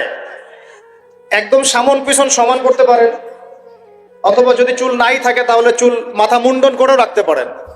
অনেক সাহাবী মাথা মুন্ডিত ছিল। আবার অথবা কানের লতি পর্যন্ত বা কাঁধ বাবড়ি রাখতে পারে। এটা চুলের সুন্নত হলো কিনা? এখন সমাজের সব মানুষ এই সুন্নতটাকে ভুলে গেছে। আপনি সুন্নত মনে করে রেখেছেন, ইনশাল্লাহ আপনি নেকি পাবেন ইনশাআল্লাহ। এরকম অগণিত সুন্নত আছে, অগণিত, যেগুলো আমাদের সমাজ থেকে আস্তে আস্তে উঠে যাচ্ছে। আমি খুব দুঃখের সাথে বলছি, অনেক মসজিদে ফরজ নামাজ পড়ার পরে আমরা কি করি? একটা মোনাজাত করি, আল্লাহুম্মা আমিন বিরহমাতিকা ইয়া আরহামার রাহিম, ব্যাস উঠে চলে গেলাম, তাই না? উঠে চলে যায় না? তারপর স্যান্ডেল নিয়ে বাইরে চলে গেল। অথচ সালাম ফিরানোর পরে একবার বলতে হয় আল্লাহু আকবার। কি বলতে হয়? 3 বার বলতে হয় আস্তাগফিরুল্লাহ, আস্তাগফিরুল্লাহ, আস্তাগফিরুল্লাহ। বলতে হয় আল্লাহুম্মা আনতাস সালাম ওয়া মিনকাস সালাম তাবারাকতা ইয়া যাল জালালি ওয়াল ইকরাম। একবার পড়তে হয় আয়াতুল কুরসি, 33 বার সুবহানাল্লাহ, 33 বার আলহামদুলিল্লাহ, 33 বার আল্লাহু আকবার, তারপর কালিমা শাহাদাত। এরপর সূরা ফালাক একবার, সূরা নাস একবার, ইখলাস একবার। আরো দোয়া, অনেক দোয়া আছে। আল্লাহুম্মা লা মানিআ লিমা আ'তাইত ওয়া লা মু'তিয়া লিমা মানা'ত ওয়া লা ইয়ানফা'ু যাল জাদ্দি মিনকাল জাদ। পড়তে হয় আল্লাহুম্মা ইন্নী আউযু বিকা মিনাল হাম্মি ওয়াল হাযান ওয়াল আজজি ওয়াল কাসালি ওয়াল বুখলি ওয়াল জুবন ওয়া দালা'id দাইন ওয়া গালাবাতির রিজাল। পড়তে হয় আল্লাহুম্মা আ'ইন্নী আলা যিকরিকা ওয়া শুকরিকা ওয়া হুসনি ইবাদাতিক। আরো অনেক দোয়া আছে। দেখেন তো, মোনাজাত করেন, আমি তো না করছি না, আমি তর্ক করতে আসি না এখানে, এটা নিয়ে আমি ঝগড়া করতে আসি। কিন্তু এই সুন্নতটা যে উঠে গেল, মোনাজাতটা করে যে মসজিদ থেকে বের হয়ে চলে গেলেন, এই সুন্নতটার উপর আমল কে করবে? সুন্নত উঠে গেল না? আপনি যদি বসে এখন সুন্নতটা প্রতিষ্ঠা করেন, নাকি পাবেন ইনশাআল্লাহ। এগুলো তো গেল আমলিয়াত। সমাজ চলছে সুদের উপরে, আপনি যদি হালাল অর্থনীতি প্রবর্তন করতে পারেন তাহলে কত নাকি পাবেন। সমাজ চলছে জেনায়, আপনি এখন পর্দা প্রতিষ্ঠা করলেন তাহলে কত নাকি পাবেন। সমাজে চলছে দুর্নীতি, আপনি এখন আমানতদারিতা ইনসাফ প্রতিষ্ঠা করলেন, কত নাকি পাবেন। সমাজে চলছে শয়তানি, সব শয়তানি, কি চলছে? শয়তানি। এখন আপনি আল্লাহ রাব্বুল আলামিনের ওহী প্রতিষ্ঠা করলেন, কত নাকি পাবেন। নিঃসন্দেহে আর অনেক বেশি নাকি পাবেন। আল্লাহ পাক আমাদেরকে সেই লক্ষ্যে কাজ করার তৌফিক দান করুন। প্রিয় ভাইরা, যে কথা বলতে এখানে আসলাম, এক বাড়াবাড়ি এক কি ছাড়াছাড়ি, এর মাঝখানে কি একটা ফজিলত জানলাম। শাবান মাস মানেই এই মাসে নবীজি বেশি বেশি রোজা রাখতেন। তাহলে আমরা কি করবো এই মাসে ভাই? এক নম্বর কাজ, বেশি বেশি রোজা রাখার চেষ্টা করবো ইনশাআল্লাহ। আল্লাহ তৌফিক দান করবেন। এবার আরেকটা পয়েন্ট বলি, সামনে রমাদান মাস। রমজান মাস আসলে আমরা মাশাআল্লাহ পরিপূর্ণ মুসলিম হওয়ার চেষ্টা করি, কিন্তু সারা বছর এটা ধরে রাখতে পারি না। রমজান মাসে যে নামাজ পড়ে না সেও মসজিদে যায়। দেখা যায় যে জুমার নামাজও পড়ে না, ও তারাবির নামাজ পড়তে যায়, যায় কি না? ওই দিন গিয়ে বলে এসি দেন, ইমাম সাহেব এসি অন করেন, তাই না? সারা বছর তো আসে না। ওই দিন গিয়ে ইমাম সাহেব এসি বন্ধ কেন? এই মুয়াজ্জিন সাহেব ফ্যান দেন। তখন ওখানে গিয়ে মানে কি বলবো, হ্যাঁ মাতব্বরি করে আর কি। যাক, তারপরেও যে মসজিদে আসছে আমরা দোয়া করি আল্লাহ হেদায়েত দান করুন। আমরা তো কাউকে পিছনে ফিরাই দিব না, দিব?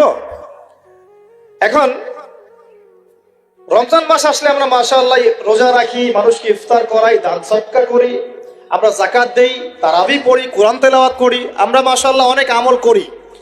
এই আমলগুলো কি একবারে ধাপাস করে ধরে ফেলা সম্ভব না? একটা আস্তে আস্তে ট্রেনিং প্রসেস লাগে।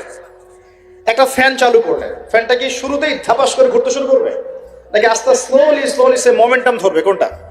আস্তে আস্তে সে গতি পাবে না, ধীরে ধীরে গতি পাবে। ঠিক শাবান মাসে এত বেশি রোজা রাখা, ইবাদত করার অর্থ কি? যাতে রমজান মাসে আপনি পরিপূর্ণ ইবাদত করতে পারেন। বুঝতে পারছেন কথা?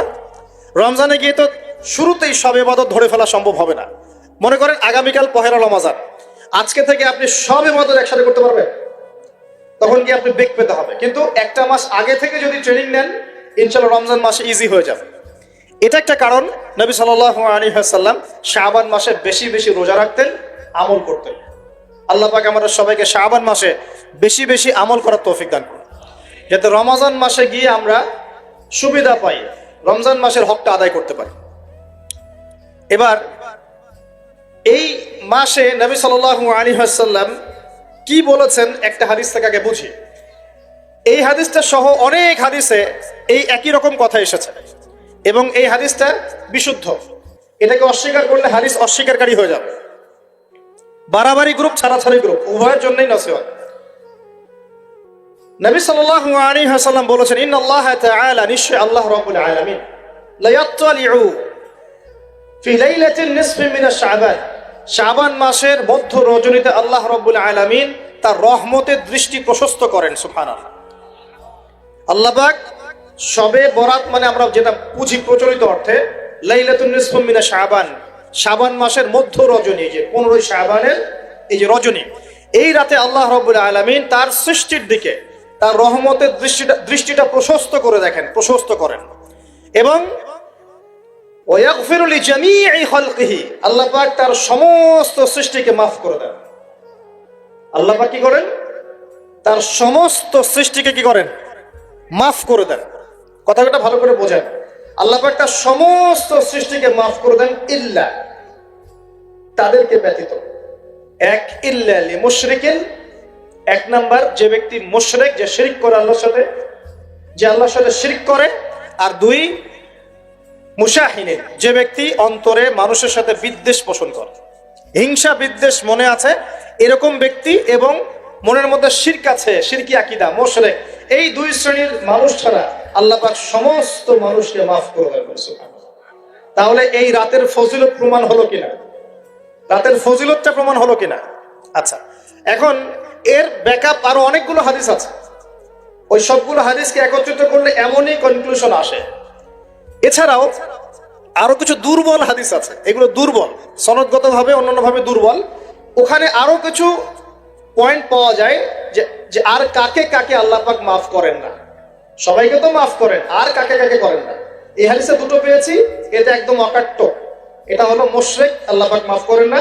দুই, যে অন্তরে হিংসা বিদ্বেষ পোষণ করে, হিংসা বিদ্বেষ আছে, এদেরকে আল্লাহ মাফ করেন না।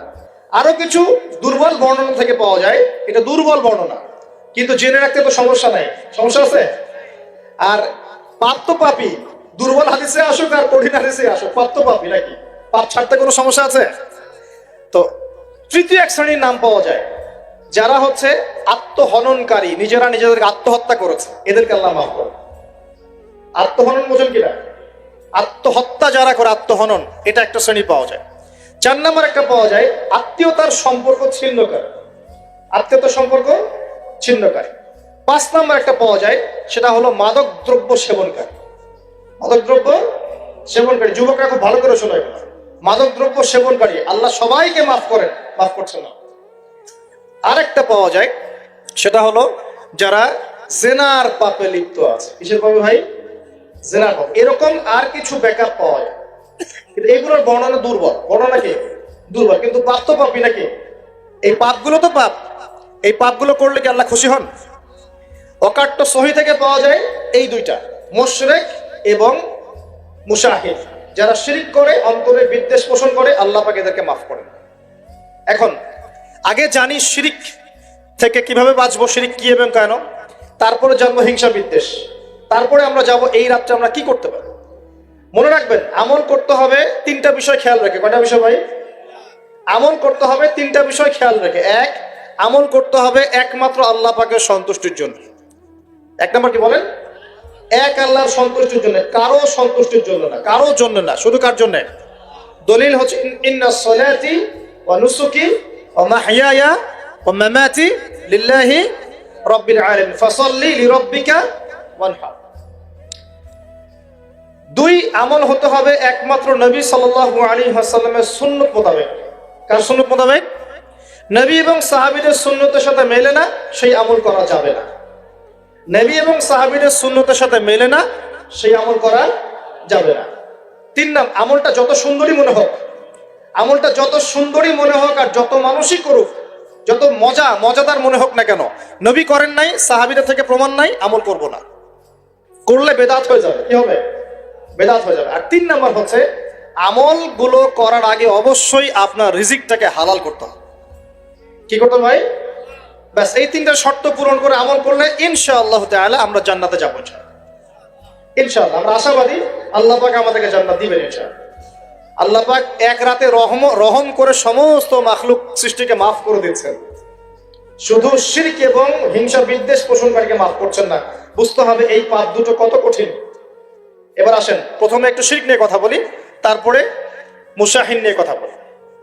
ধৈর্য ধরবেন তো নাকি? দেরি হচ্ছে? সবর করেন। এখন প্রথমে জানি শিরক কি এবং কেন। শিরক হচ্ছে এমন একটা পাপ, যেই পাপ আমলনামায় থাকলে পরে বিনা তওবায় যদি সেই ব্যক্তি মারা যায়, আল্লাহ পাক তাকে মাফ করবেন না। ভালো করে শোনেন, শিরক এমন একটা পাপ, যে পাপ যদি আমলনামায় থেকে যায়, বিনা তওবায় সে মারা যায়, শিরকের পাপ নিয়ে আল্লাহর সামনে দাঁড়ায়, আল্লাহ তাকে মাফ করবেন না। দলিল সূরা নিসা, আল্লাহ পাক বলেন ইন্নাল্লাহা লা ইয়াগফিরু আন ইউশরাকা বিহি ওয়া ইয়াগফিরু মা দুনা যালিকা লিমান ইয়াশা। আল্লাহ পাক তার সাথে শিরকের গুনাহ মাফ করবেন না, এছাড়া যে কোনো গুনাহ যাকে ইচ্ছা মাফ করবেন। বুঝাচ্ছি, মনে করেন একজন ব্যক্তি জিনা করেছে, কথার কথা নাউযুবিল্লাহ, একজন ব্যক্তি জিনা করেছে বা মিথ্যা কথা বলেছে বা ধরেন মদ খেয়েছে ইত্যাদি। এখন সে তওবা করলে তো মাফ পেতই, তওবা করলে মাফ হতো না? তওবা করলে মাফ তো পেতই, মনে করেন তওবা না করেই মারা গেছে, আল্লাহ পাক চাইলে কিয়ামতের মাঠে এই পাপও বিনা তওবাতেই মাফ করতে পারবে। কথা বুঝতে পারছেন? বুঝতে পারছেন না মনে হয়। মনে করেন একজন ব্যক্তি মদ খেয়েছে, জেনা করেছে ইত্যাদি, সে তওবা করার ফুরসত পায় নাই, বিনা তওবায় মারা গেছে, আল্লাহ পাক চাইলে কিয়ামতের মাঠে তওবা না করা সত্ত্বেও আল্লাহ পাক তাকে মাফ করতে পারে। কিন্তু একজন ব্যক্তি শিরকের পাপ করেছে, তওবা না করে মারা গেছে, আল্লাহ পাক কিয়ামতের মাঠে শিরকের পাপ মাফ করবে। আমি কি বুঝতে পারছি? অন্য পাপের কারণে আল্লাহ রাব্বুল আলামিন শাস্তি দিয়ে হোক, কোনো একটা ভাবে হোক, নবীর সুপারিশের মাধ্যমে হোক, তাকে জাহান্নামে গেলেও সেখান থেকে বের করে জান্নাতে দিবেন ইনশাআল্লাহ। কিন্তু শিরকের পাপ যার আমলনামায় থাকবে তার উপর জান্নাতকে হারাম করে দেওয়া হয়েছে। বলেন নাউজুবিল্লাহ। সূরা মাইদায় দলিল আছে, শিরকের পাপ যার আমলনামায় আছে তার জন্য জান্নাতকে হারাম করে দেওয়া হয়েছে। শিরক মানে অংশীদার সাব্যস্ত করা, আল্লাহ পাকের সাথে কাউকে সমকক্ষ করা। শিরক কত প্রকার হয়? উত্তর 3 প্রকার। কয় প্রকার ভাই? বিশ্বাসে শিরক হয়, মানে আকীদায় শিরক হয়, আমলে শিরক হয়, মানে কাজে শিরক হয়, কথা বা লিসানে শিরক হয়। মনে থাকবে? 1 নাম্বার কিসে শিরক হয়? বলেন আমার সাথে। বিশ্বাসে শিরক হয়, আকীদায় শিরক হয়। 2 নাম্বার আমলে শিরক হয়, কাজে শিরক হয়। 3 নাম্বার কথায় শিরক হয়। কয়েকটা এক্সাম্পল দিয়ে বুঝতে পারবে। একজন ব্যক্তি মনে করেন বিশ্বাস করে যে আল্লাহ বলতে কেউ নাই, কি হবে এটা? বলেন শিরক। একজন ব্যক্তি মনে করেন বিশ্বাস করে যে আল্লাহ আছে, আরো ইলাহ আছে, তাহলে কি হবে? কেউ যদি বিশ্বাস করে আল্লাহর সন্তান আছে, কি হবে? কেউ যদি বিশ্বাস করে মহাবিশ্ব আল্লাহ সৃষ্টি করে নাই, বিগ ব্যাং থেকে সৃষ্টি হয়েছে, কি হবে? কেউ যদি বিশ্বাস করে আল্লাহ মানুষকে সৃষ্টি করে নাই, মানুষ বানর থেকে হয়েছে, কি হবে? আচ্ছা, বিশ্বাসগত সে। কেউ যদি মনে করে আল্লাহ ছাড়া অমুকে আমার সন্তান দিতে পারে, কি হবে? কেউ যদি বিশ্বাস করে যে আল্লাহকে পাওয়ার জন্য আমাকে মাধ্যম ওসিলা পূজা করতে হবে, তাহলে কি হবে? কেউ যদি চন্দ্র, সূর্য, গ্রহ, নক্ষত্র, গাছপালা, মূর্তি এসবে পূজা করে, কি হবে? এগুলো বিশ্বাসগত শিরক। কেমন শিরক ভাই? বিশ্বাসগত শিরক। 2 নম্বর আসেন আমলগত, কাজগত শিরক। কেমন? মনে করেন সেজদা করতে হয় কার জন্য? কেউ যদি এখন কবরে গিয়ে সেজদা করে, কি হবে? আল্লাহর জন্য সেজদা করতে হয় না কবরে সেজদা করতে হয়? সেজদা কার জন্য? আচ্ছা, তাহলে শিরক হবে। কুরবানি কার জন্য করতে হয়? কেউ যদি এখন মনে করেন জিনকে সন্তুষ্ট করার জন্য কুরবানি করে দেবে, কি হবে? এখনকার যুগে কিন্তু বহু মানুষ জিনের উপাসনা করে। এখনকার যুগে বহু মানুষ জিনের উপাসনা করে, আর জিন বলে একটা জাতি আছে আমাদের সাথে চলাফেরা করে, আমরা দেখতে পারি না। আমরা কি সব দেখতে পারি? আমরা কি সব জানি? আমরা তো আমাদের আত্মাকেই দেখতে পারি। এত ঘুমাই গেছেন, আত্মা চলে গেছে, দেখতে পাচ্ছেন? আর আমরা কি জানি? আমরা কতটুকু জানি আগামীকাল কি হবে আপনার সাথে? বলেন দেখি, কেউ জানে? আমাদের জ্ঞান কত ক্ষুদ্র, বুঝতে পারলাম। আগামীকাল কি হবে তাই জানি না, আমার আত্মাকেও চোখে দেখি না। আর আমি যদি দাবি করি এখন আমি সব জানতাম, তাহলে কি হবে? অতএব জিন জাতি আমাদের মধ্যেই আছে কি নাই? ওমা খালাকতুল জিন্না ওয়াল ইনসা ইল্লা লিয়াবুদুন। আমি জিন আর মানুষকে শুধুমাত্র আমার ইবাদত করার জন্যই সৃষ্টি করেছি। আল্লাহ পাক আমাদের সবাইকে আল্লাহ পাকের সত্য বোঝার তৌফিক দান। এবার আসেন, আপনাদের পার্বত্য এলাকায় জিনের উপাসনা হয়। এখন বললেন ভাই কেমন করে জানলেন?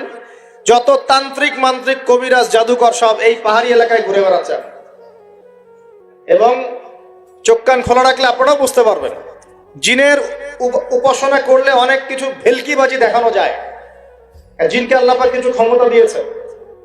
জিন অনেক দূর থেকে দেখতে পারে।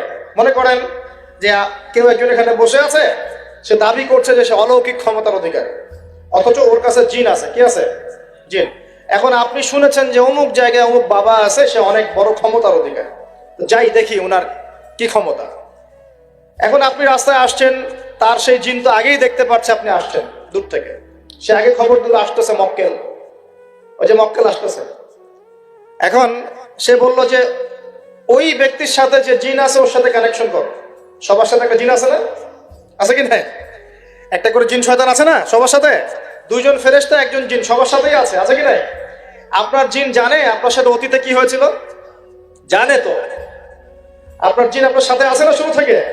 তাহলে আপনি 1 মাস আগে কি করেছেন আপনার জিন তো জানে। ও ভবিষ্যৎ জানে না কিন্তু অতীত তো জানে। ও তো ভবিষ্যৎ জানে না কিন্তু অতীতে আপনি কি করেছেন ও তো জানে না। এখন ওর সাথে এই কারিনের সাথে যোগাযোগ করছে, ওকে বলছে এই তো 1 মাস আগে অমুক মেয়ের পিছনে দৌড়াইছিল, এই 1 মাস আগে অমুক একটা মেয়ের পিছনে দৌড়াইছে, ওই মেয়েকে পাওয়ার খুব চেষ্টা করছে, এ তো 1 মাস আগে ব্যবসায়ী কাজ করছে, এ তো 1 মাস আগে ওই কাজ করছে। এখন আপনি হেঁটে হেঁটে আসলেন, এদিকে খবর পাস করা শেষ, এসে বললেন বাবা আপনার কি ক্ষমতা, আমি আপনার ক্ষমতার নিদর্শন দেখতে চাই। সেই বাবা এখন বলছে যে তুই তো সেই ব্যক্তি না, তোর নাম অমুক না, আপনি তো ভেবাচাকা খেয়ে গেলেন, হ্যাঁ তাই তো আমার নাম তো অমুক, তুই তো 1 মাস আগে এই মেয়ের পিছনে ঘুরছিস না, তাই তো আপনি কেমন করে জানলেন, তুই 1 মাস আগে এই কাজ করছিস না, তাই তো আপনি কেমন করে জানলেন। আপনার তো চোখ একদম আসমান উঠে গেল, বাপরে বাপ, সে তো আমার অতীতের সব বলে দেয়, তুই অমুক জায়গায় এটা পাপটা করছিস না, তুই এই জায়গায় ওটা লুকায় রাখছিস না, ব্যাস আপনার মাথা খারাপ। জিনের উপাসনা করে মানুষ অনেকেই, আর জিনরা কি করে অনেক সময় আসমানের কাছে যায় সংবাদ নেওয়ার জন্য। সূরা মুলক পড়েন, সূরা মুলকের 1ম পৃষ্ঠা পড়েন। আল্লাহ পাক ওদেরকে তাড়ানোর জন্য আসমানের মধ্যে এই উল্কাপিণ্ড নক্ষত্র নিক্ষেপ করেন। রুজুম আল্লিশ শায়াতিন, আল্লাহ বলেছেন এই নক্ষত্রগুলা আমি রুজুম আল্লিশ শায়াতিন, শয়তানদেরকে তাড়ানোর জন্য রেখেছি। সুবহানাল্লাহ।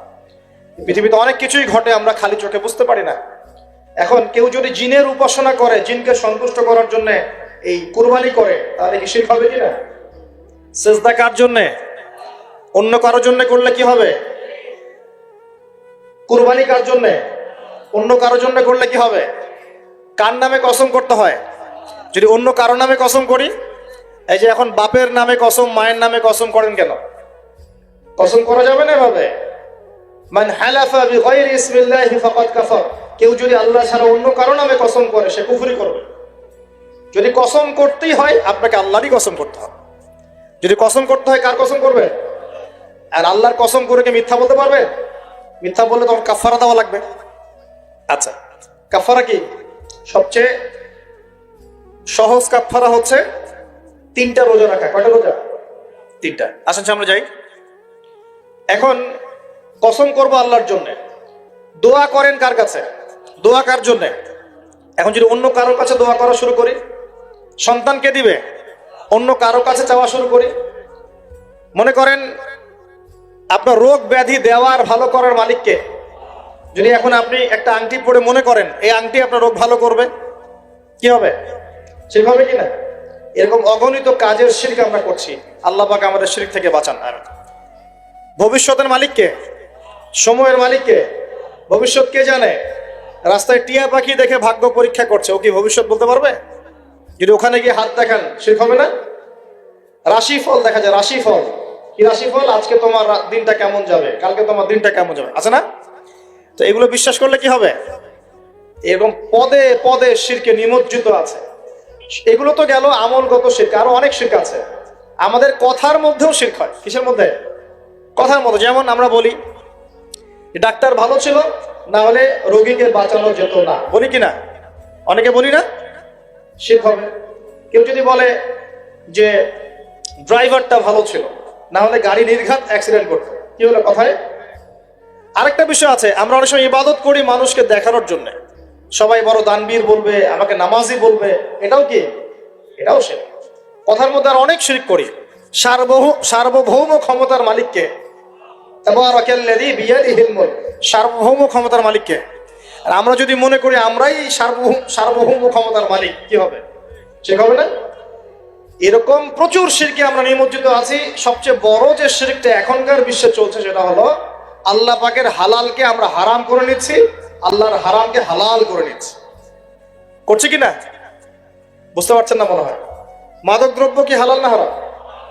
আমরা অনেক সময় হালাল করে নিয়েছি, নাই? জেনা হারাম না হালাল?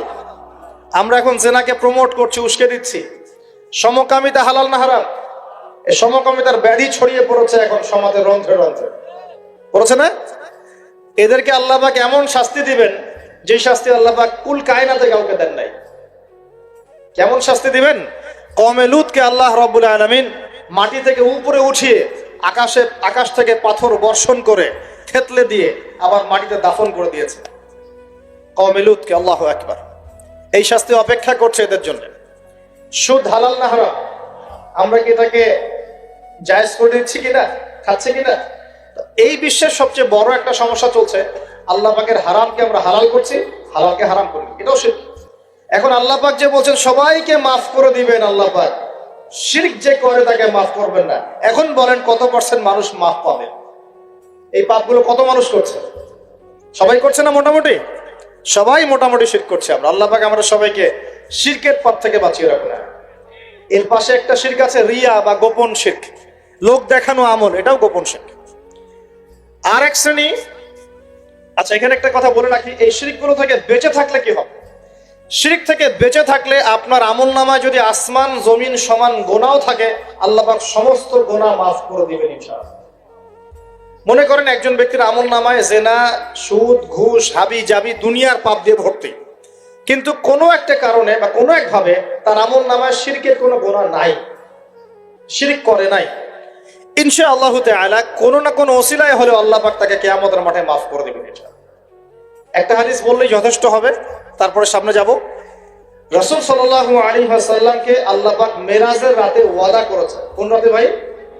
মেরাজের রাতে ওয়াদা করেছেন, হে মুহাম্মদ সাল্লাল্লাহু আলাইহি ওয়াসাল্লাম, তোমার উম্মতের মধ্যে যে কোনো ব্যক্তি যত বড়ই পাপ করুক না কেন, আসমান জমিনের সমানও যদি পাপ করে আমার সামনে দাঁড়ায়, কিন্তু তার আমল নামায় শিরকের পাপ নাই, আমি আল্লাহ তার সামনে আসমান জমিন সমান ক্ষমা নিয়ে হাজির হব ইনশাআল্লাহ।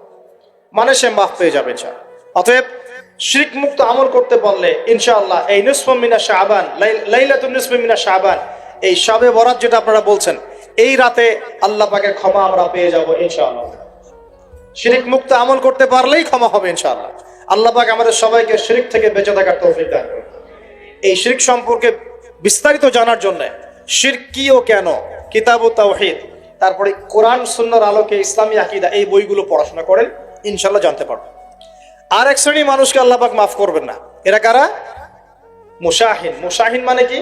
যারা একে অপরের সাথে হিংসা বিদ্বেষ পোষণ করে। এখন বলেন দেখি, হিংসা বিদ্বেষ পোষণ করেন এমন মানুষ আছে এখন? বলেন দেখি। রাজনৈতিক অঙ্গনে একজন আরেকজনের সাথে হিংসা করছে কিনা? সামাজিক নেতৃত্ব নিয়ে একজন আরেকজনের সাথে হিংসা করছে কিনা? পরিবারের মধ্যেও একজন আরেকজনের সাথে হিংসা করছে কিনা? ভাই একজন আরেকজনের সাথে হিংসা করছে কিনা? আলেম একজন আরেকজনের সাথে হিংসা করছে কিনা? করছে না? বক্তা একজন আরেকজনের সাথে হিংসা করে কিনা? ধর্ম থেকে শুরু করে বিশ্ব রাজনীতি পর্যন্ত হিংসার দাবানলে এখন পুরো বিশ্বের মানুষ জ্বলে পড়ে শেষ হয়ে যাচ্ছে, হচ্ছে না? মহিলা হিংসা করে কিনা? সতীনে হিংসা করে কিনা? সতীন বোঝেন কিনা? বিয়েই তো করেন নাই, সতীন বুঝবেন কি? সতীন কি জিনিস? দুই বউ, এক বউ আরেক বউ কি হয়? সতীনে হিংসা করে কিনা? আয়েশা রাদিয়াল্লাহু আনহার বাসায় মানে ঘরে নবী সাল্লাল্লাহু আলাইহি ওয়াসাল্লাম বসে আছেন, ঢুকেছেন, আর অন্য একজন স্ত্রীর ঘর থেকে একটা খাবার আসতে পারে না, ভালোবেসে মহব্বত করে হাদিয়া দিয়েছেন। আয়েশা রাদিয়াল্লাহু আনহা যখন দেখলেন তার ঘরের মধ্যে খাবার পাঠিয়েছে অন্য একজন স্ত্রী, পুরো থালাটাকে মাথার উপর নিয়ে থাবাস করে ভেঙে ফেলে দিলেন। তো রাসূলুল্লাহ সাল্লাল্লাহু আলাইহি ওয়াসাল্লাম মুচকি হাসছেন, আর উপস্থিত হয়তো আরো দু একজন ছিলেন, তাদেরকে বলছেন তোমাদের মা রাগ করেছে। তিনি নিজেই হাতে সেগুলো তুললেন, সব ভাঙাচোরা পিসগুলো নিজে তুলে রেখে দিয়ে ভালো থালা বাটিগুলো হাদিয়া পাঠালেন ওই স্ত্রীর ঘরে, যে ঘর থেকে খাবার এসেছে। এইভাবে ডিল করতে হয়। রাসূল সাল্লাল্লাহু আলাইহি ওয়াসাল্লাম তখন রাগ হন নাই, কেন এই কাজ করলাম। আরেকদিন আয়েশা রাদিয়াল্লাহু আনহা একটা কথা বলে ফেলেছেন।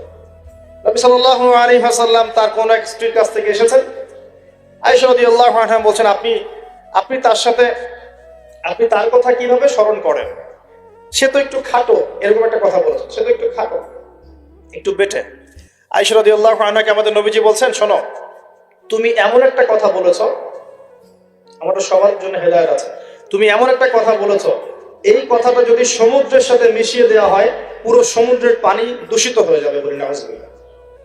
এই যে এতটুকু কথা, যে সে তো একটু খাটো ইয়া রাসূলুল্লাহ, এই যে এতটুকু কথা খালি, এই যে কত কালো, কত অমুক, কত তমুক, কত গরিব, কত কৃষক, কত ছোট লোক, কত এই যে রিক্সাওয়ালা আমরা কথা বলি না এগুলো, আমাদের এগুলো কথা আছে না সমাজে, এগুলো বলার সাথে সাথেই এটা এমন পাপ হয়ে যায়, সাগরের মধ্যে এই পাপ মিশিয়ে দিলে সাগরের পানি নষ্ট হয়ে যায়। এরকম হিংসা বিদ্বেষ মনে থাকলে তাজকিয়া পাওয়া যায় না। তাজকিয়া মানে আত্মশুদ্ধি। তো এখানে এটা স্বভাব সুলভ মানুষের মধ্যে এসে যায়, আসে কিনা? আসে না? এই সবে লাইলাতুন নিসফু মিনা শাবানের হাদিসগুলোর মধ্যে একটা হাদিসে আসছে, সনদের কথা আমি বলছি না, আমি প্রসঙ্গটা বলছি, যে আয়েশা রাদিয়াল্লাহু আনহা বলছেন, আমি ঘুম থেকে উঠে দেখি রাসূল সাল্লাল্লাহু আলাইহি ওয়াসাল্লাম নামাজ পড়ছেন। কি পড়ছেন? নামাজ। তার ঘরে নামাজ পড়ছেন। নামাজে এত লম্বা সেজদা করছেন যে আমার কাছে মনে হলো নবী মনে হয় ইন্তেকাল করেছেন। নাউজুবিল্লাহ। তারপরে আমি তাকে তার বুড়ো আঙ্গুল ধরে নাড়া দিলাম। নবী সাল্লাল্লাহু আলাইহি ওয়াসাল্লাম তাড়াতাড়ি নামাজ শেষ করলেন। শেষ করে বললেন, আজকের রাত এমন একটা রাত, এই রাতে আল্লাহ রাব্বুল আলামিন তার অসংখ্য বান্দাকে মাফ করে দেন। এরপর তিনি আবার ঘুমিয়ে গেলেন। আয়েশা রাদিয়াল্লাহু আনহা এবার উঠে বলছেন, আমি দেখলাম যে নবী সাল্লাল্লাহু আলাইহি ওয়াসাল্লাম আমার ঘরে নাই, আমার ঘরে নাই। তখন তিনি বলছেন, আমার মনের মধ্যে তখন ওই মানে ফিলিংস আসলো যেটা মেয়েদের মধ্যে স্বভাব সুলভ চলে আসে। আমি মনে করলাম যে রাসূলুল্লাহ সাল্লাল্লাহু আলাইহি ওয়াসাল্লাম কি অন্য কোনো স্ত্রীর ঘরে চলে গেলেন আমাকে ছেড়ে। তখন আমি চাদর মুড়ি দিয়ে তাকে পিছু নেওয়া শুরু করলাম। পিছে পিছে গিয়ে দেখলাম রাসূল সাল্লাল্লাহু আলাইহি ওয়াসাল্লাম ওই জান্নাতুল বাকি বলি না আমরা, বাকিয়ে গারকাত, মদিনায় মসজিদ নববীর পাশে কবরস্থান আছে না, ওই কবরস্থানে নবী সাল্লাল্লাহু আলাইহি ওয়াসাল্লাম দাঁড়িয়ে মাইয়েতের জন্য দোয়া করছেন। সুবহানাল্লাহ। আয়েশা রাদিয়াল্লাহু আনহা গিয়ে দাঁড়ালেন। নবীজি বললেন, তুমি কি মনে করছো আমি তোমার সাথে প্রতারণা করছি? আমি তোমার হক নষ্ট করব? বরং আজকের রাতে আল্লাহ রাব্বুল আলামিন অগণিত মানুষকে মাফ করে দেন বলে। সুবহানাল্লাহ। এই হাদিসগুলো এসেছে শবে বরাত প্রসঙ্গে। এখানেও দেখেন আয়েশা রাদিয়াল্লাহু আনহা কিন্তু একটু জেলাসি ফিল করেছেন যে আমার ঘর থেকে আবার অন্য স্ত্রী ঘরে চলে গেল কিনা। এগুলো স্বভাব সুলভ, এগুলো আসতে পারে, এগুলো মানুষের মধ্যে কি আসতে পারে, কিন্তু বিদ্বেষ পোষণ করে একে অপরের ক্ষতি করে দেওয়া, এই কাজগুলো যারা করবে আল্লাহ পাক এই রাতে ওদেরকে মাফ করবে না। এখন আমাদের জন্য আগে নসিহত দুইটা। এই রাত্রের ফজিলত পেতে হলে নসিহত আগে দুইটা। এক, আমাদের আকীদা আমলে কোনো শিরক থাকা যাবে না। বলি আমিন। আল্লাহ কবুল করুন। আমাদের আকীদা এবং আমলে কোনো প্রকার শিরক রাখা যাবে না। দুই, আমরা মনের মধ্যে কোনো ভাইয়ের প্রতি হিংসা বিদ্বেষ রাখবো না। রাখবো ইনশাল্লাহ? রাখবো না। আমরা কোনো ভাইয়ের প্রতি হিংসা বিদ্বেষ পোষণ করবো না ইনশাল্লাহ। একটা হাদিস বললেই আপনি বুঝে ফেলবেন, তারপর আমি সামনে যাচ্ছি, এরপরে আমি আস্তে আস্তে ফিনিশিং দেবো ইনশাল্লাহ। আল্লাহর রাসূল বলেছেন সাল্লাল্লাহু আলাইহি ওয়াসাল্লাম, তিনি বলেছেন যে তোমরা ততক্ষণ পর্যন্ত জান্নাতে যেতে পারবে না, ভালো করে শোনেন, তোমরা ততক্ষণ পর্যন্ত জান্নাতে যেতে পারবে না যতক্ষণ তোমরা প্রকৃত মুমিন না হচ্ছ, প্রকৃত মুমিন না হচ্ছ। আর তোমরা ততক্ষণ পর্যন্ত প্রকৃত মুমিন হতে পারবে না যতক্ষণ পর্যন্ত না পরস্পরকে ভালো না বাসছো, পরস্পরকে ভালো না বাসছো। এই ভালোবাসা আবার বয়ফ্রেন্ড গার্লফ্রেন্ড ভালোবাসা না, দিনই ক্ষেত্রে ভালোবাসা। আর আমি কি তোমাদেরকে জানিয়ে দেব কি করলে তোমরা পরস্পরকে ভালোবাসতে পারবে? সাহাবীরা বলছেন, অবশ্যই বলুন ইয়া রাসূলুল্লাহ। নবীজি বলছেন, তোমরা একে অপরকে সালাম দেওয়ার অভ্যাস করো, ইনশাআল্লাহ তোমরা একে অপরকে ভালোবাসতে পারবে। ইসলামের সৌন্দর্য দুটা, কয়টা ভাই? বেশি বেশি মানুষকে সালাম দেয়া এবং মানুষকে খাবার খাওয়ানো। কি খাওয়ানো? আরেকটা মনে রাখবেন, কিয়ামতের আগে আগে মানুষ বাছাইকৃত মানুষকে সালাম দিবে, সবাইকে সালাম দিবে। চলছে কিনা সমাজে? কিয়ামত দূরে না কাছে? এটা আজকে আলোচনার টপিক না, তাহলে আমি বলতাম যে কতগুলো আলামত আপনি দেখতে পাবেন। এখন আমরা বুঝতে পারলাম এই রাতের ফজিলত আছে, আছে কি নাই? এই রাতের ফজিলত কি? আল্লাহ পাক এই রাতে অগণিত বান্দাকে মাফ করে দিবেন ইনশাআল্লাহ। তবে কোন কোন মানুষকে মাফ করবেন না? এক নম্বর যারা মুশরিক বা শিরক করে, দুই নম্বর যারা একে অপরের প্রতি কি বলেন মুশাহিন, বিদ্বেষ, হিংসা বিদ্বেষ পোষণ করে। এই দুই শ্রেণীর মানুষের অন্তর্ভুক্ত হওয়া থেকে আল্লাহ আমাদেরকে বাঁচাক, আমিন। এরপরে দুর্বল হাদিসগুলো বা যেগুলো একদম দুর্বল সনদের, সেগুলোর মধ্যে অতিরিক্ত এসেছে আত্মীয়তার সম্পর্ক ছিন্ন করলে মাপ পাচ্ছে না, আত্মহত্যা করলে মাপ পাচ্ছে না, জেনা করলে মাপ পাচ্ছে না, মাদকদ্রব্য সেবন করলে মাপ পাচ্ছে না। এই পাপগুলো থেকেও আল্লাহ পাক আমাদেরকে বাঁচিয়ে রাখুন বলি আমি। এখন কিভাবে এই রাতে আমরা ইবাদত করব? তার আগে ইবাদত কবুলের কয় শর্ত বলেছে? 3। আল্লাহর সন্তুষ্টির জন্য হতে হবে, নবীর সুন্নাহ মাফিক হতে হবে, এবং 3 নম্বর হচ্ছে হালাল রিজিক থাকতে হবে, হারাম খেয়ে ইবাদত করা যাবে না। এখন আসেন, কোন হাদিসের মধ্যে স্পেসিফিকলি বলা নাই যে এই রাতে এই এই এই এই ইবাদত করতে হবে, কোন হাদিসের মধ্যে পাওয়া যায় না। কথা বলার চেষ্টা করো। যেমন লাইলাতুল কদর সম্পর্কে বলা হচ্ছে না, যে লাইলাতুল কদরে যারা কিয়াম করবে, হ্যাঁ, রাত দিনে সিয়াম রাখবে, রাতে কিয়াম করবে, কোরআন তেলাওয়াত করবে, কোরআন দিয়ে কিয়াম করবে, আল্লাহ ওদেরকে মাফ করে দিবেন। একটা আমল দেওয়া আছে লাইলাতুল কদরে। নবী সাল্লাল্লাহু আলাইহি ওয়াসাল্লাম যা করতেন সেগুলোর মধ্যে আমল দেওয়া আছে। এই নিসফু মিনাশ শাবানের মধ্যে স্পেসিফিকলি এভাবে হাদিসের মধ্যে উল্লেখ করা নাই এই এই এই এই আমলগুলো করো। এটা খুঁজে খুঁজে আমাদেরকে বের করতে হয়। খুঁজে খুঁজে কেমন? নবী সাল্লাল্লাহু আলাইহি ওয়াসাল্লাম দোয়া করছিলেন মৃতদের জন্য, করছিলেন না? তাহলে এটা একটা আমল পাওয়া গেল। নবী সাল্লাল্লাহু আলাইহি ওয়াসাল্লাম নামাজে ছিলেন, সিজদারত অবস্থায় ওই যে আয়েশা রাদিয়াল্লাহু আনহা টোকা দিলেন, দিয়ে বললেন আমি ভাবছিলাম তার ইন্তেকাল হয়ে গেছে কিনা, তার মানে বুঝলাম যে আপনি নামাজ পড়তে পারেন। এরপরে আল্লাহ পাকের কাছে ক্ষমা চাইতে পারেন, কারণ এই মাসে আল্লাহ পাক আপনাকে এই রাতে আল্লাহ আপনাকে ক্ষমা করবেন, এই রাতে আল্লাহ ক্ষমা করবেন।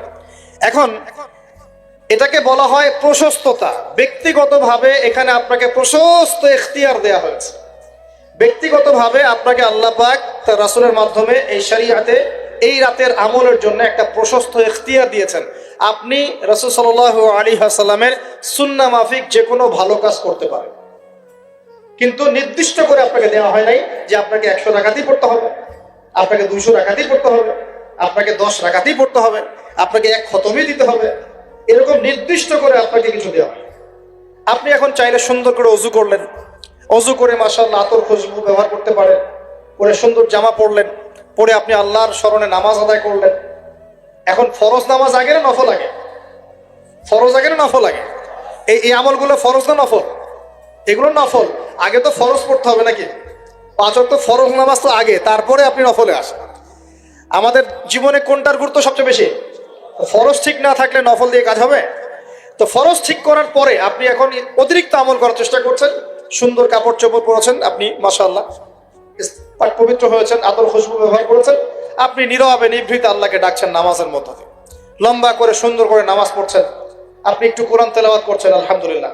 আপনি এই রাতে মৃতদের জন্য দোয়া করলেন, নিজের জন্য দোয়া করলেন, পরিবারের জন্য দোয়া করলেন, আপনি তাসবিহ তাহলিল করলেন, যদি আপনাকে আল্লাহ সামর্থ্য দেন আপনি কিছু দান সাদাকা করেছেন, আপনি বিভিন্ন রকম ভালো কাজে আপনি নিজেকে মানে এঙ্গেজ রাখতে পারেন, নিজেকে বিভিন্ন ভালো কাজে আপনি নিজেকে সম্পৃক্ত রাখতে পারেন।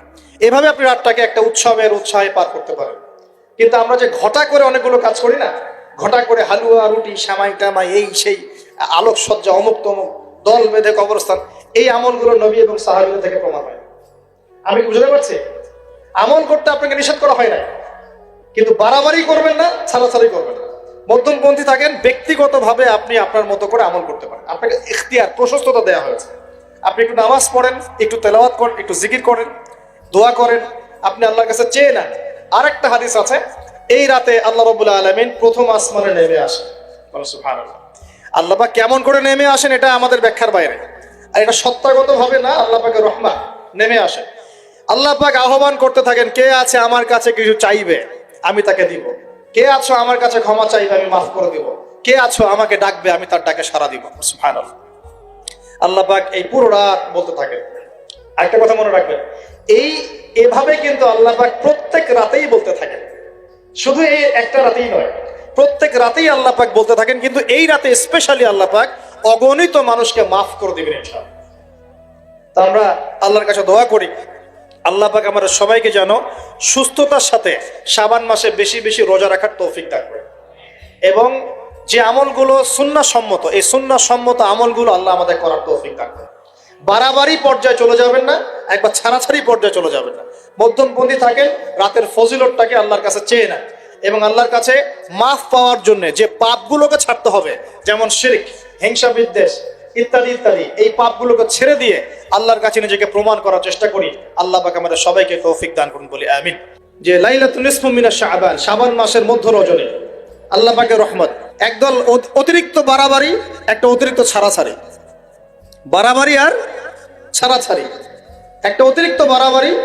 সে একদম শবে বরাতকে মনে হয় লাইলাতুল কদরের উপরে নিয়ে যাচ্ছে আর কি।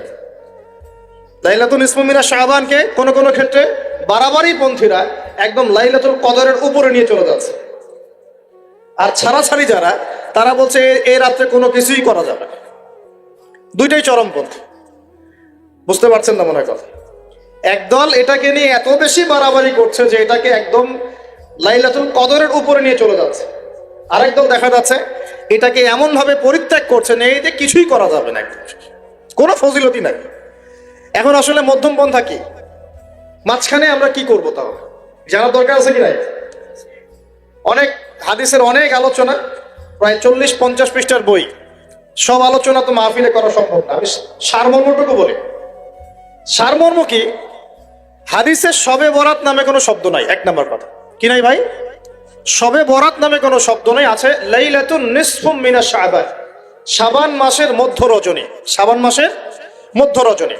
শাবান মাস কি? উত্তর, নবী সাল্লাল্লাহু আলাইহি ওয়াসাল্লাম রমজান মাসের পর যে মাসে রোজা রাখতে বেশি গুরুত্ব দিয়েছেন তার নাম শাবান। আমার সাথে বলেন, শাবান মাস কি? নবী সাল্লাল্লাহু আলাইহি ওয়াসাল্লাম রমজানের পরে যে মাসে রোজা রাখতে খুব বেশি গুরুত্ব দিয়েছেন তার নাম শাবান। আয়েশা রাদিয়াল্লাহু আনহা তিনি বলতেন যে শাবান মাস আসলে নবী সাল্লাল্লাহু আলাইহি ওয়াসাল্লাম এত বেশি বেশি রোজা রাখতেন যে মনে হতো তিনি রোজা ছাড়বেনই না, সারা মাস রেখে ফেলবেন। বেশি থেকে বেশি রোজা রাখতেন শাবান মাসে। প্রশ্ন হচ্ছে কেন? উত্তর, এমনিতে এই মাসটা বরকতময় এবং এই মাসে আল্লাহ পাক তার রহমতে বিপুল সংখ্যক মানুষকে জাহান্নাম থেকে মুক্তি দান করেন। সুবহানাল্লাহ। নবী সাল্লাল্লাহু আলাইহি ওয়াসাল্লাম এই মাসকে তাজিম করতেন। এই মাসের সম্মানার্থে, এই মাসে আল্লাহর রহমত বরকতের স্বার্থে নবী করিম সাল্লাল্লাহু আলাইহি ওয়াসাল্লাম এই মাসে বেশি বেশি রোজা রেখেছেন। সুন্নত কি শিখলাম? শাবান মাসে বেশি বেশি রোজা রাখা সুন্নত। একটা কি পেলাম ভাই? শাবান মাসে বেশি বেশি রোজা রাখা সুন্নত। আপনি যদি মুকিম হন, শরীর সুস্থ থাকে, মুসাফির না, আপনার সুস্থতা আছে, সব ঠিক আছে, আপনি চেষ্টা করবেন এই মাসে বেশি বেশি রোজা রাখার। পারা যাবে ইনশাআল্লাহ? এটা নবীর সুন্নত হবে। আরেকটা হাদিস মাথায় নিয়ে নেন, আজকে সারা ওয়াজ ভুলে গেলে এই ওয়াজটা ভুলেন না। কি হাদিস? নবীজি বলছেন, তোমাদের সামনে, হে আমার সাহাবীরা, তোমাদের সামনে এমন একটা যুগ আসছে, ওই যুগে আমার সুন্নতকে ধরে রাখাটা হাতের মধ্যে আগুন ধরে রাখার মতো। আমি অনেকদিন এই লেকচারে এই হাদিসটা বলেছি। তোমাদের সামনে এমন একটা কঠিন যুগ আসছে, জামানা সবরিন, সবরের যুগ, কঠিন যুগ। ওই যুগে ঈমান ধরে রাখা, মানে আমার সুন্নতের উপর থাকা, হাতে আগুন ধরে রাখার মতো হবে। ওই যুগে যদি তোমরা আমার একটা সুন্নতকে জীবিত করতে পারো, সমাজে একটা সুন্নত মরে গেছে, ওটাকে আবার জীবিত করতে পারো, তাহলে 50 জন শহীদ সাহাবীর নেকি পাবে। হাদিসটা বুঝলেন? শুধু নেকি না, আপনি 50 জন শহীদ সাহাবীর নেকি পাবেন যখন চলমান সমাজে একটা সুন্নত মিটে গেছে, নাই, মানুষ আমল করছে না, কিন্তু আপনি সেটাকে জীবিত করলেন। পারা যাবে ইনশাআল্লাহ? একটা দেখাচ্ছি, যেমন সাহাবীদের যুগে মানুষ মসজিদে ঢুকলে কি করতো জানেন? আগে 2 রাকাত নামাজ পড়তো। কি করতো? মসজিদে ঢুকেই, ওযু অবস্থায় মসজিদে ঢুকেই তারা বসতেন না, আগে 2 রাকাত নামাজ পড়তেন, দুখুলুল মসজিদ বা তাহিয়াতুল মসজিদ, তারপরে বসতেন। আর নবীজি বলেছেন কিয়ামতের আগে আগে এই দুখুলুল মসজিদ, তাহিয়াতুল মসজিদ, এই নামাজটা উঠে যাবে। উঠে যাচ্ছে না আস্তে আস্তে। মসজিদে ঢুকলে মানুষ ধাপ করে বসে পড়ে, তাই না? মানুষ ভুলেই গেছে এটা সুন্নত। এখন আপনি যদি এই সুন্নতটাকে আবার জীবিত করতে পারেন, ইনশাআল্লাহ 50 জন শহীদ সাহাবীর নেকি পাবেন। সমাজে এখন দাড়ি শেভ করা ফ্যাশন হয়ে গেছে, বুঝছে না? অনেকে শেভ না করলে চাকরি দেয় না। শেভ না করলে কি হয় না? চাকরি পাওয়া যায় না। স্কুলে তো না, কলেজে গিয়ে পড়তে গেলে ক্লাস করতে দেয় না। দাঁড়িয়ে আছে, যাও শেভ করে আসো, তাই বলে।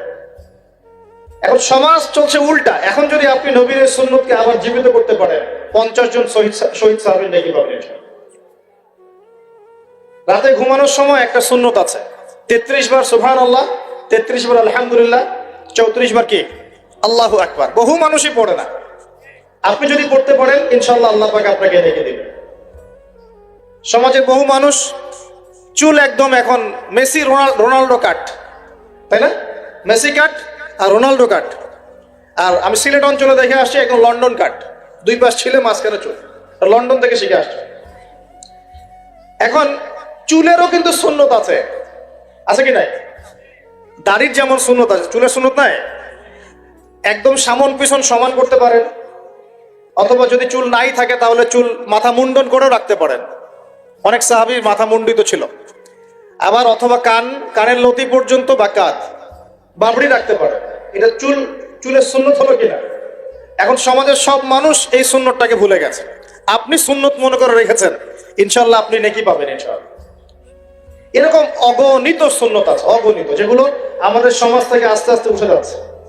আমি খুব দুঃখের সাথে বলছি, অনেক মসজিদে ফরজ নামাজ পড়ার পরে আমরা কি করি? একটা মোনাজাত করি, আল্লাহুম্মা আমিন বিরহমাতিকা ইয়া আরহামার রাহিম, ব্যাস উঠে চলে গেলাম, তাই না? চলে যায় না, এর চলে গেল। অথচ সালাম ফিরানোর পরে একবার বলতে হয় আল্লাহু আকবার, কি বলতে হয়? তিনবার বলতে হয় আস্তাগফিরুল্লাহ আস্তাগফিরুল্লাহ আস্তাগফিরুল্লাহ, বলতে হয় আল্লাহুম্মা আনকাস সালাম ওয়া মিনকাস সালাম তাবারাকতা ইয়া যাল জালালি ওয়াল ইকরাম। একবার পড়তে হয় আয়াতুল কুরসি, 33 বার সুবহানাল্লাহ, 33 বার আলহামদুলিল্লাহ, 33 বার আল্লাহু আকবার, তারপর কালিমা শাহাদাত, এরপর সূরা ফালাক আছে একবার। আরো তো অনেক দোয়া আছে, আল্লাহুম্মা লা মানিআ লিমা আ'তাইত ওয়া লা মু'তিয়া লিমা মানা'ত ওয়া লা ইয়ানফা'ু যাল জাদ্দি মিনকাল জাদ। পড়তে হয় আল্লাহুম্মা ইন্নী আউযু বিকা মিনাল হাম্মি ওয়াল হাযান ওয়াল আজজি ওয়াল কাসালি ওয়াল বুখলি ওয়াল জুবন ওয়া দালা'id দাইন ওয়া গালাবাতির রিজাল।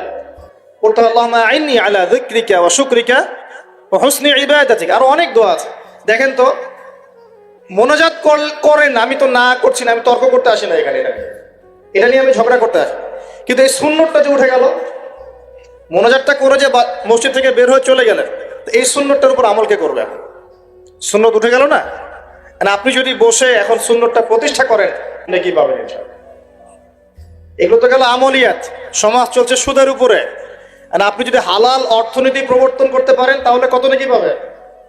সমাজ চলছে জেনায়, আপনি এখন পর্দা প্রতিষ্ঠা করলেন, তাহলে কত নেকি পাবেন? সমাজে চলছে দুর্নীতি, আপনি এখন আমানতদারিতা ইনসাফ প্রতিষ্ঠা করলেন, কত নেকি পাবেন? সমাজে চলছে শয়তানি, সব শয়তানি, কি চলছে? শয়তানি। এখন আপনি আল্লাহ রাব্বুল আলামিনের ওহী প্রতিষ্ঠা করলেন, কত নেকি পাবেন? নিঃসন্দেহে আর অনেক বেশি নেকি পাবেন। আল্লাহ পাক আমাদেরকে সেই লক্ষ্যে কাজ করার তৌফিক দান করুন। প্রিয় ভাইরা, যে কথা বলতে এখানে আসলাম, এক বাড়াবাড়ি এক কি ছাড়াছাড়ি, এর মাঝখানে কি একটা ফজিলত জানলাম। শাবান মাস মানেই এই মাসে নবীজি বেশি বেশি রোজা রাখতেন। তাহলে আমরা কি করবো এই মাসে ভাই? এক নম্বর কাজ, বেশি বেশি রোজা রাখার চেষ্টা করবো ইনশাআল্লাহ। আল্লাহ তৌফিক দান করবেন। এবার আরেকটা পয়েন্ট বলি, সামনে রমাদান মাস। রমজান মাস আসলে আমরা মাশাআল্লাহ পরিপূর্ণ মুসলিম হওয়ার চেষ্টা করি, কিন্তু সারা বছর এটা ধরে রাখতে পারি না। রমজান মাসে যে নামাজ পড়ে না সেও মসজিদে যায়। দেখা যায় যে জুমার নামাজও পড়ে না, ও তারাবির নামাজ পড়তে যায়, যায় কি না? ওই দিন গিয়ে বলে এসি দেন, ইমাম সাহেব এসি অন করে, তাই না? সারা বছর তো আসে নাই। ওই দিন গিয়ে ইমাম সাহেব এসি বন্ধ কেন? এই মুয়াজ্জিন সাহেব ফ্যান দেন। তখন ওখানে গিয়ে মানে কি বলবো, হ্যাঁ মাতব্বরি করে আর কি। যাক, তারপরেও যে মসজিদে আসছে, আমরা দোয়া করি আল্লাহ হেদায়েত দান করুন। আমরা তো কাউকে পিছনে ফিরাই দিব না, দিব? এখন রমজান মাস আসলে আমরা মাশাআল্লাহ রোজা রাখি, মানুষকে ইফতার করাই, দান সদকা করি, আমরা যাকাত দেই, তারাবি পড়ি, কোরআন তেলাওয়াত করি, আমরা মাশাআল্লাহ অনেক আমল করি। এই আমলগুলো কি একবারে ধাপাস করে ধরে ফেলা সম্ভব না? একটা আস্তে আস্তে ট্রেনিং প্রসেস লাগে। একটা ফ্যান চালু করলে ফ্যানটা কি শুরুতেই ধাপাস করে ঘুরতে শুরু করবে, নাকি আস্তে স্লোলি স্লোলি সে মোমেন্টাম ধরবে? কোনটা? আস্তে আস্তে সে গতি পাবে না, ধীরে ধীরে গতি পাবে। ঠিক শাবান মাসে এত বেশি রোজা রাখা, ইবাদত করার অর্থ কি? যাতে রমজান মাসে আপনি পরিপূর্ণ ইবাদত করতে পারেন। বুঝতে পারছেন কথা? রমজানে গিয়ে তো শুরুতেই সব ইবাদত ধরে ফেলা সম্ভব হবে না। মনে করেন আগামীকাল পহেলা রমজান, আজকে থেকে আপনি সব ইবাদত একসাথে করতে পারবেন?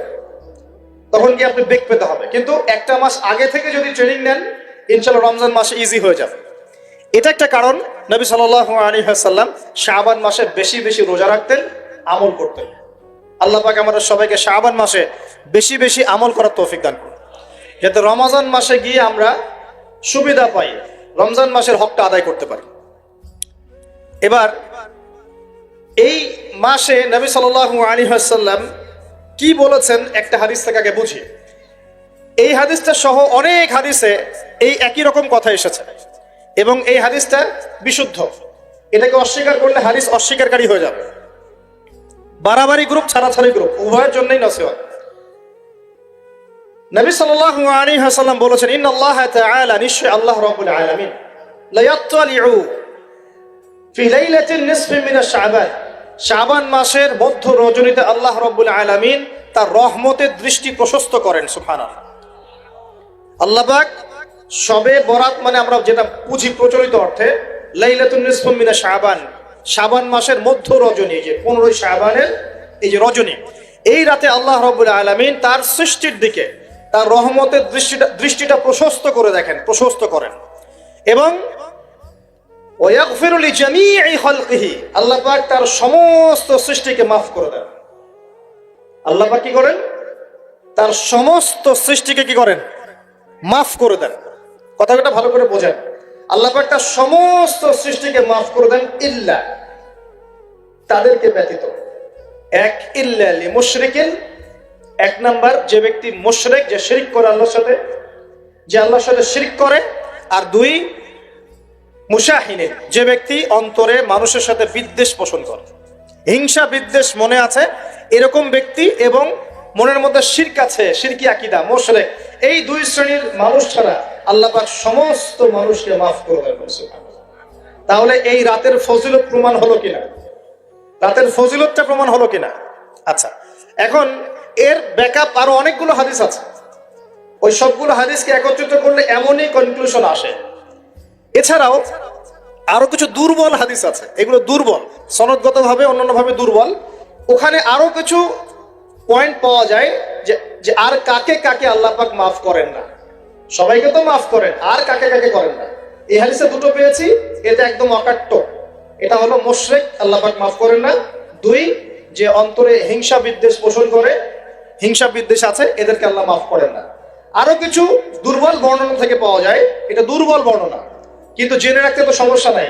সমস্যা আছে? আর পাপ তো পাপী, দুর্বল হাদিসে আসুক আর কঠিন হাদিসে আসুক, পাপ তো পাপী নাকি? পাপ ছাড়তে কোনো সমস্যা আছে? তো তৃতীয় এক শ্রেণীর নাম পাওয়া যায়, যারা হচ্ছে আত্মহননকারী, নিজেরা নিজেদেরকে আত্মহত্যা করেছে, এদেরকে আল্লাহ মাফ করে। আত্মহনন বোঝেন কিনা?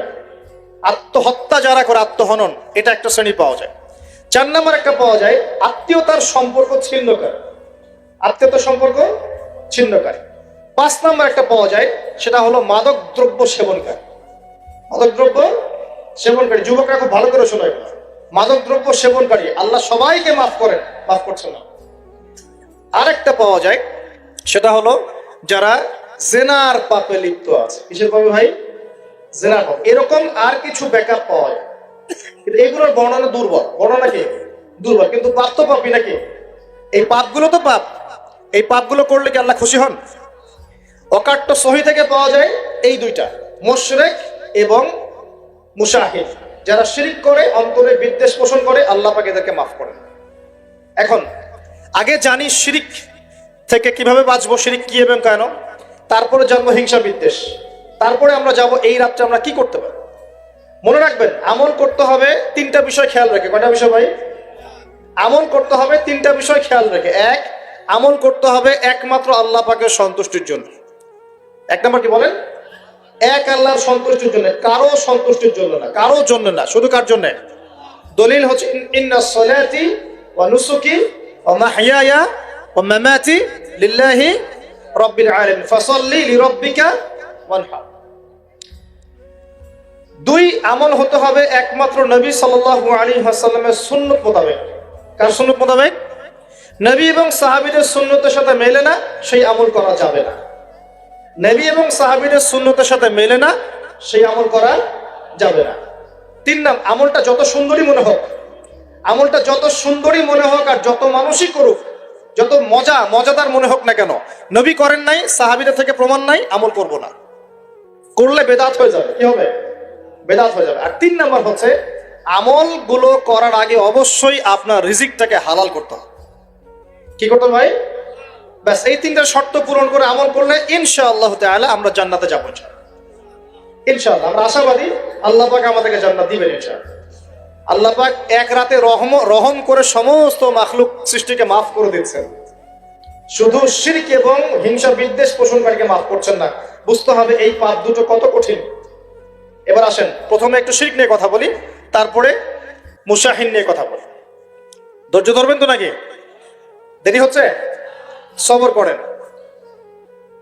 এখন প্রথমে জানি শিরক কি এবং কেন। শিরক হচ্ছে এমন একটা পাপ, যেই পাপ আমল নামায় থাকলে পরে বিনা তওবায় যদি সেই ব্যক্তি মারা যায়, আল্লাহ পাক তাকে মাফ করবেন না। ভালো করে শোনেন, শিরক এমন একটা পাপ, যে পাপ যদি আমল নামায় থেকে যায়, বিনা তওবায় সে মারা যায়, শিরকের পাপ নিয়ে আল্লাহর সামনে দাঁড়ায়, আল্লাহ তাকে মাফ করবেন না। দলিল সূরা নিসা, আল্লাহ পাক বলেন ইন্নাল্লাহা লা ইয়াগফিরু আন ইউশরাকা বিহি ওয়া ইয়াগফিরু মা দুনা যালিকা লিমান ইয়াশা। আল্লাহ পাক তার সাথে শিরকের গুনাহ মাফ করবেন না, এছাড়া যে কোনো গুনাহ যাকে ইচ্ছা মাফ করবেন। বুঝাচ্ছি, মনে করেন একজন ব্যক্তি জিনা করেছে, কথা নাউজুবিল্লাহ, একজন ব্যক্তি জিনা করেছে বা মিথ্যা কথা বলেছে বা ধরেন মদ খেয়েছে ইত্যাদি। এখন সে তওবা করলে তো মাফ পেতই, তওবা করলে মাফ হতো না? তওবা করলে মাফ তো পেতই। মনে করেন তওবা না করেই মারা গেছে, আল্লাহ পাক চাইলে কিয়ামতের মাঠে এই পাপও বিনা তওবাতেই মাফ করতে পারবে। কথা বুঝতে পারছেন না মনে হয়? মনে করেন একজন ব্যক্তি মদ খেয়েছে, জিনা করেছে ইত্যাদি, সে তওবা করার ফুরসত পায় নাই, বিনা তওবায় মারা গেছে। আল্লাহ পাক চাইলে কিয়ামতের মাঠে তওবা না করা সত্ত্বেও আল্লাহ পাক তাকে মাফ করতে পারে। কিন্তু একজন ব্যক্তি শিরকের পাপ করেছে, তওবা না করে মারা গেছে, আল্লাহ পাক কিয়ামতের মাঠে শিরকের পাপ মাফ করবে। আমি কি বুঝতে পারছি?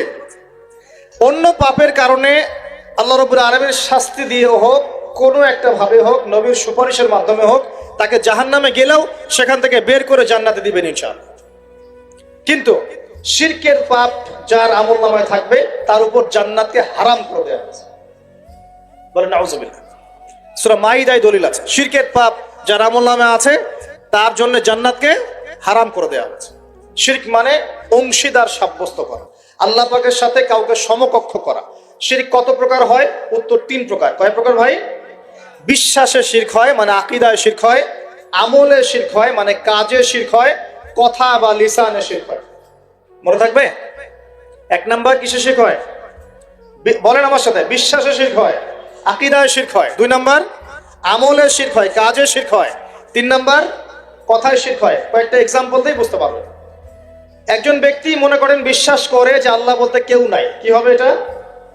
বলেন শিরক। একজন ব্যক্তি মনে করেন বিশ্বাস করে যে আল্লাহ আছে, আরো ইলাহ আছে, তাহলে কি হবে? কেউ যদি বিশ্বাস করে আল্লাহর সন্তান আছে, কি হবে?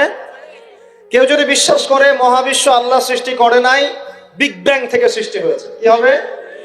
কেউ যদি বিশ্বাস করে আল্লাহ মানুষকে সৃষ্টি করে নাই, মানুষ বানর থেকে হয়েছে, কি হবে? আচ্ছা, বিশ্বাসগত সে। কেউ যদি মনে করে আল্লাহ ছাড়া অমুকে আমার সন্তান দিতে পারে, কি হবে? কেউ যদি বিশ্বাস করে যে আল্লাহকে পাওয়ার জন্য আমাকে মাধ্যম ওসিলা পূজা করতে হবে, তাহলে কি হবে? কেউ যদি চন্দ্র, সূর্য, গ্রহ, নক্ষত্র, গাছপালা, মূর্তি এসবে পূজা করে, কি হবে? এগুলো বিশ্বাসগত শিরক। কেমন শিরক ভাই? বিশ্বাসগত শিরক। 2 নম্বর আসেন আমলগত, কাজগত শিরক। কেমন? মনে করেন সেজদা করতে হয় কার জন্য? কেউ যদি এখন কবরে গিয়ে সেজদা করে, কি হবে? আল্লাহর জন্য সেজদা করতে হয় না কবরে সেজদা করতে হয়? সেজদা কার জন্য? আচ্ছা, তাহলে শিরক হবে। কুরবানি কার জন্য করতে হয়? কেউ যদি এখন মনে করেন জিনকে সন্তুষ্ট করার জন্য কুরবানি করে দেবে, কি হবে? এখনকার যুগে কিন্তু বহু মানুষ জিনের উপাসনা করে। এখনকার যুগে বহু মানুষ জিনের উপাসনা করে, আর জিন বলে একটা জাতি আছে আমাদের সাথে চলাফেরা করে, আমরা দেখতে পারি না। আমরা কি সব দেখতে পারি? আমরা কি সব জানি? আমরা তো আমাদের আত্মাকেই দেখতে পারি। এত ঘুমাই গেছেন, আত্মা চলে গেছে, দেখতে পাচ্ছেন? আর আমরা কি জানি? আমরা কতটুকু জানি আগামীকাল কি হবে আপনার সাথে? বলেন দেখি, কেউ জানে? আমাদের জ্ঞান কত ক্ষুদ্র, বুঝতে পারলাম। আগামীকাল কি হবে তাই জানি না, আমার আত্মাকেও চোখে দেখি না। আর আমি যদি দাবি করি এখন আমি সব জানতাম, তাহলে কি হবে? অতএব জিন জাতি আমাদের মধ্যেই আছে কি নাই? ওমা খালাকতুল জিন্না ওয়াল ইনসা ইল্লা লিয়াবুদুন, আমি জিন আর মানুষকে শুধুমাত্র আমার ইবাদত করার জন্যই সৃষ্টি করেছি। আল্লাহ পাক আমাদের সবাইকে আল্লাহ পাকের সত্য বোঝার তৌফিক দান। এবার আসেন, আপনাদের পার্বত্য এলাকায় জিনের উপাসনা হয়। এখন বললেন ভাই কেমন করে জানলেন? যত তান্ত্রিক মান্ত্রিক কবিরাজ জাদুকর সব এই পাহাড়ি এলাকায় ঘুরে বেড়াচ্ছেন, এবং চোখ কান খোলা রাখলে আপনারাও বুঝতে পারবেন। জিনের উপাসনা করলে অনেক কিছু ভেলকিবাজি দেখানো যায়। জিনকে আল্লাহ পাক কিছু ক্ষমতা দিয়েছে। জিন অনেক দূর থেকে দেখতে পারে। মনে করেন যে কেউ একজন এখানে বসে আছে, সে দাবি করছে যে সে অলৌকিক ক্ষমতার অধিকারী, অথচ ওর কাছে জিন আছে। কি আছে? জিন। এখন আপনি শুনেছেন যে অমুক জায়গায় অমুক বাবা আছে, সে অনেক বড় ক্ষমতার অধিকারী, যাই দেখি ওনার কি ক্ষমতা। এখন আপনি রাস্তায় আসছেন, তার সেই জিন তো আগেই দেখতে পাচ্ছে আপনি আসছেন দূর থেকে, সে আগে খবর দিল আসতেছে মক্কেল, ওই যে মক্কেল আসতেছে। এখন সে বলল যে ওই ব্যক্তির সাথে যে জিন আছে ওর সাথে কানেকশন করো। সবার সাথে একটা জিন আছে না? আছে কি না? একটা করে জিন শয়তান আছে না সবার সাথে? দুইজন ফেরেশতা একজন জিন সবার সাথেই আছে। আছে কি না?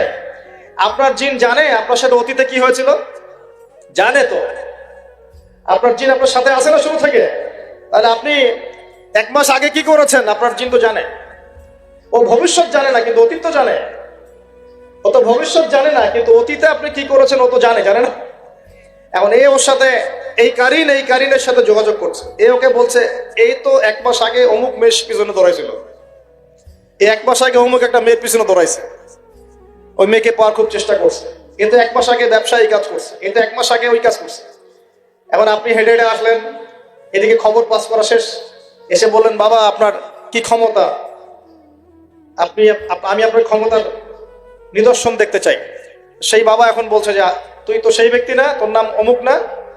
আপনি তো ভেবাচকা খেয়ে গেলেন। হ্যাঁ তাই তো, আমার নাম তো অমুক। তুই তো 1 মাস আগে এই মেয়ের পিছনে ঘুরছিস না? তাই তো, আপনি কেমন করে জানলেন?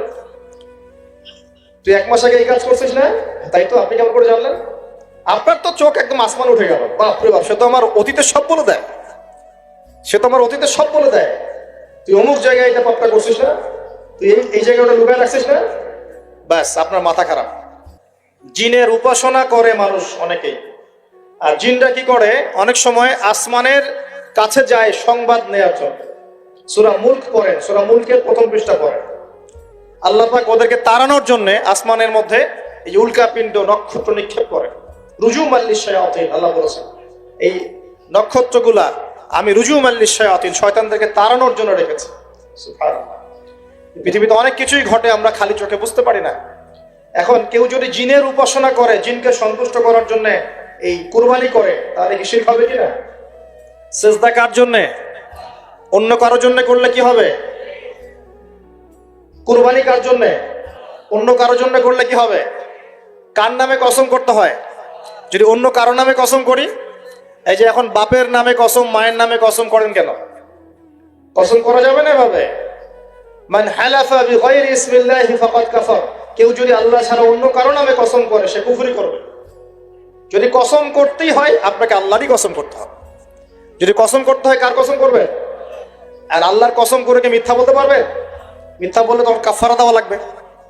আচ্ছা, কাফারা কি? সবচেয়ে সহজ কাফারা হচ্ছে 3টা রোজা রাখা। কয়টা রোজা? 3টা। আসেন সামনে যাই। এখন কসম করব আল্লাহর জন্য। দোয়া করেন কার কাছে? দোয়া কার জন্য? এখন যদি অন্য কারোর কাছে দোয়া করা শুরু করি, সন্তানকে দিবে, অন্য কারো কাছে চাওয়া শুরু করি। মনে করেন আপনার রোগ ব্যাধি দেওয়ার ভালো করার মালিককে, যদি এখন আপনি একটা আংটি পরে মনে করেন এই আংটি আপনার রোগ ভালো করবে, কি হবে? ঠিক হবে কিনা? এরকম অগণিত কাজের শিরক আমরা করছি। আল্লাহ পাক আমাদের শিরক থেকে বাঁচান। ভবিষ্যতের মালিককে, সময়ের মালিককে, ভবিষ্যৎ কে জানে? রাস্তায় টিয়া পাখি দেখে ভাগ্য পরীক্ষা করছে, ও কি ভবিষ্যৎ বলতে পারবে? যদি ওখানে গিয়ে হাত দেখান শিরক হবে না? রাশিফল দেখা যায়, রাশিফল কি? রাশিফল আজকে তোমার দিনটা কেমন যাবে, কালকে তোমার দিনটা কেমন যাবে, আছে না? তো এগুলো বিশ্বাস করলে কি হবে? এরকম পদে পদে শিরকে নিমজ্জিত আছে। এগুলো তো গেল আমলগত শিরক, আরো অনেক শিরক আছে। আমাদের কথার মধ্যেও শিরক হয়। কিসের মধ্যে? কথার মধ্যে। যেমন আমরা বলি ডাক্তার ভালো ছিল, না হলে রোগীকে বাঁচানো যেত না, বলি কি না? অনেকে বলি না, শিরক হবে। কেউ যদি বলে যে ড্রাইভারটা ভালো ছিল, না হলে গাড়ি নির্ঘাত অ্যাক্সিডেন্ট করতো, কি হলো কথায়? আরেকটা বিষয় আছে, আমরা অনেক সময় ইবাদত করি মানুষকে দেখানোর জন্য, সবাই বড় দানবীর বলবে, আমাকে নামাজি বলবে, এটাও কি? এটাও শিরক। কথার মধ্যে আর অনেক শিরক করি। সার্বভৌম ক্ষমতার মালিককে, সার্বভৌম ক্ষমতার মালিককে, আর আমরা যদি মনে করি আমরাই সার্বভৌম ক্ষমতার মালিক, কি হবে? ঠিক হবে না? এরকম প্রচুর শিরকে আমরা নিমজ্জিত আছি। সবচেয়ে বড় যে শিরকটা এখনকার বিশ্বে চলছে সেটা হলো আল্লাহ পাকের হালালকে আমরা হারাম করে নিচ্ছি, আল্লাহর হারামকে হালাল করে নিচ্ছি। করছে কি না? বুঝতে পারছেন না মনে হয়। মাদক দ্রব্য কি হালাল না হারাম? আমরা অনেক সময় হালাল করে নিয়েছি, তাই নাই? জেনা হারাম না হালাল? আমরা এখন জেনাকে প্রমোট করছি, উস্কে দিচ্ছি। সমকামিতা হালাল না হারাম? এই সমকামিতার ব্যাধি ছড়িয়ে পড়েছে এখন সমাজের রন্ধ্রে রন্ধ্রে, পড়েছে না? এদেরকে আল্লাহ পাক এমন শাস্তি দিবেন যে শাস্তি আল্লাহ পাক কুল কায়নাতে কাউকে দেন নাই। কেমন শাস্তি দিবেন?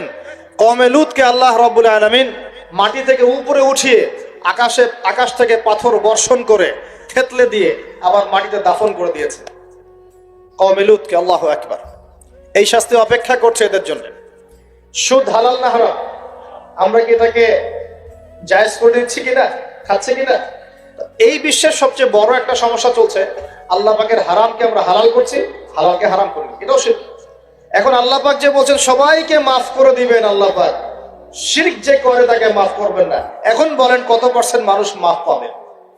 এই পাপগুলো কত মানুষ করছে? সবাই করছে না? মোটামুটি সবাই মোটামুটি শিরক করছে। আমরা আল্লাহ পাক আমরা সবাইকে শিরকের পাপ থেকে বাঁচিয়ে রাখুন। এর পাশে একটা শিরক আছে রিয়া বা গোপন শিরক, লোক দেখানো আমল, এটাও গোপন শিরক। আর এক শ্রেণী, আচ্ছা এখানে একটা কথা বলে রাখি, এই শিরকগুলো থেকে বেঁচে থাকলে কি হবে? শিরক থেকে বেঁচে থাকলে আপনার আমল নামায় যদি আসমান জমিন সমান গোনাও থাকে, আল্লাহ পাক সমস্ত গোনা মাফ করে দিবেন ইনশাআল্লাহ। মনে করেন একজন ব্যক্তির আমল নামায় জেনা, সুদ, ঘুষ, হাবি জাবি দুনিয়ার পাপ দিয়ে ভর্তি, কিন্তু কোনো একটা কারণে বা কোনো একভাবে তার আমল নামায় শিরকের কোনো গোনা নাই, শিরক করে নাই, ইনশাআল্লাহু তাআলা কোনো না কোনো ওসিলায় হলেও আল্লাহ পাক তাকে কিয়ামতের মাঠে মাফ করে দিবেন ইনশাআল্লাহ। একটা হাদিস বললেই যথেষ্ট হবে, তারপরে সামনে যাব। রাসূল সাল্লাল্লাহু আলাইহি ওয়াসাল্লামকে আল্লাহ পাক মেরাজের রাতে ওয়াদা করেছেন। কোন রাতে ভাই? মেরাজের রাতে ওয়াদা করেছেন যে হে মুহাম্মদ সাল্লাল্লাহু আলাইহি ওয়াসাল্লাম, তোমার উম্মতের মধ্যে যে কোনো ব্যক্তি যত বড়ই পাপ করুক না কেন, আসমান জমিনের সমানও যদি পাপ করে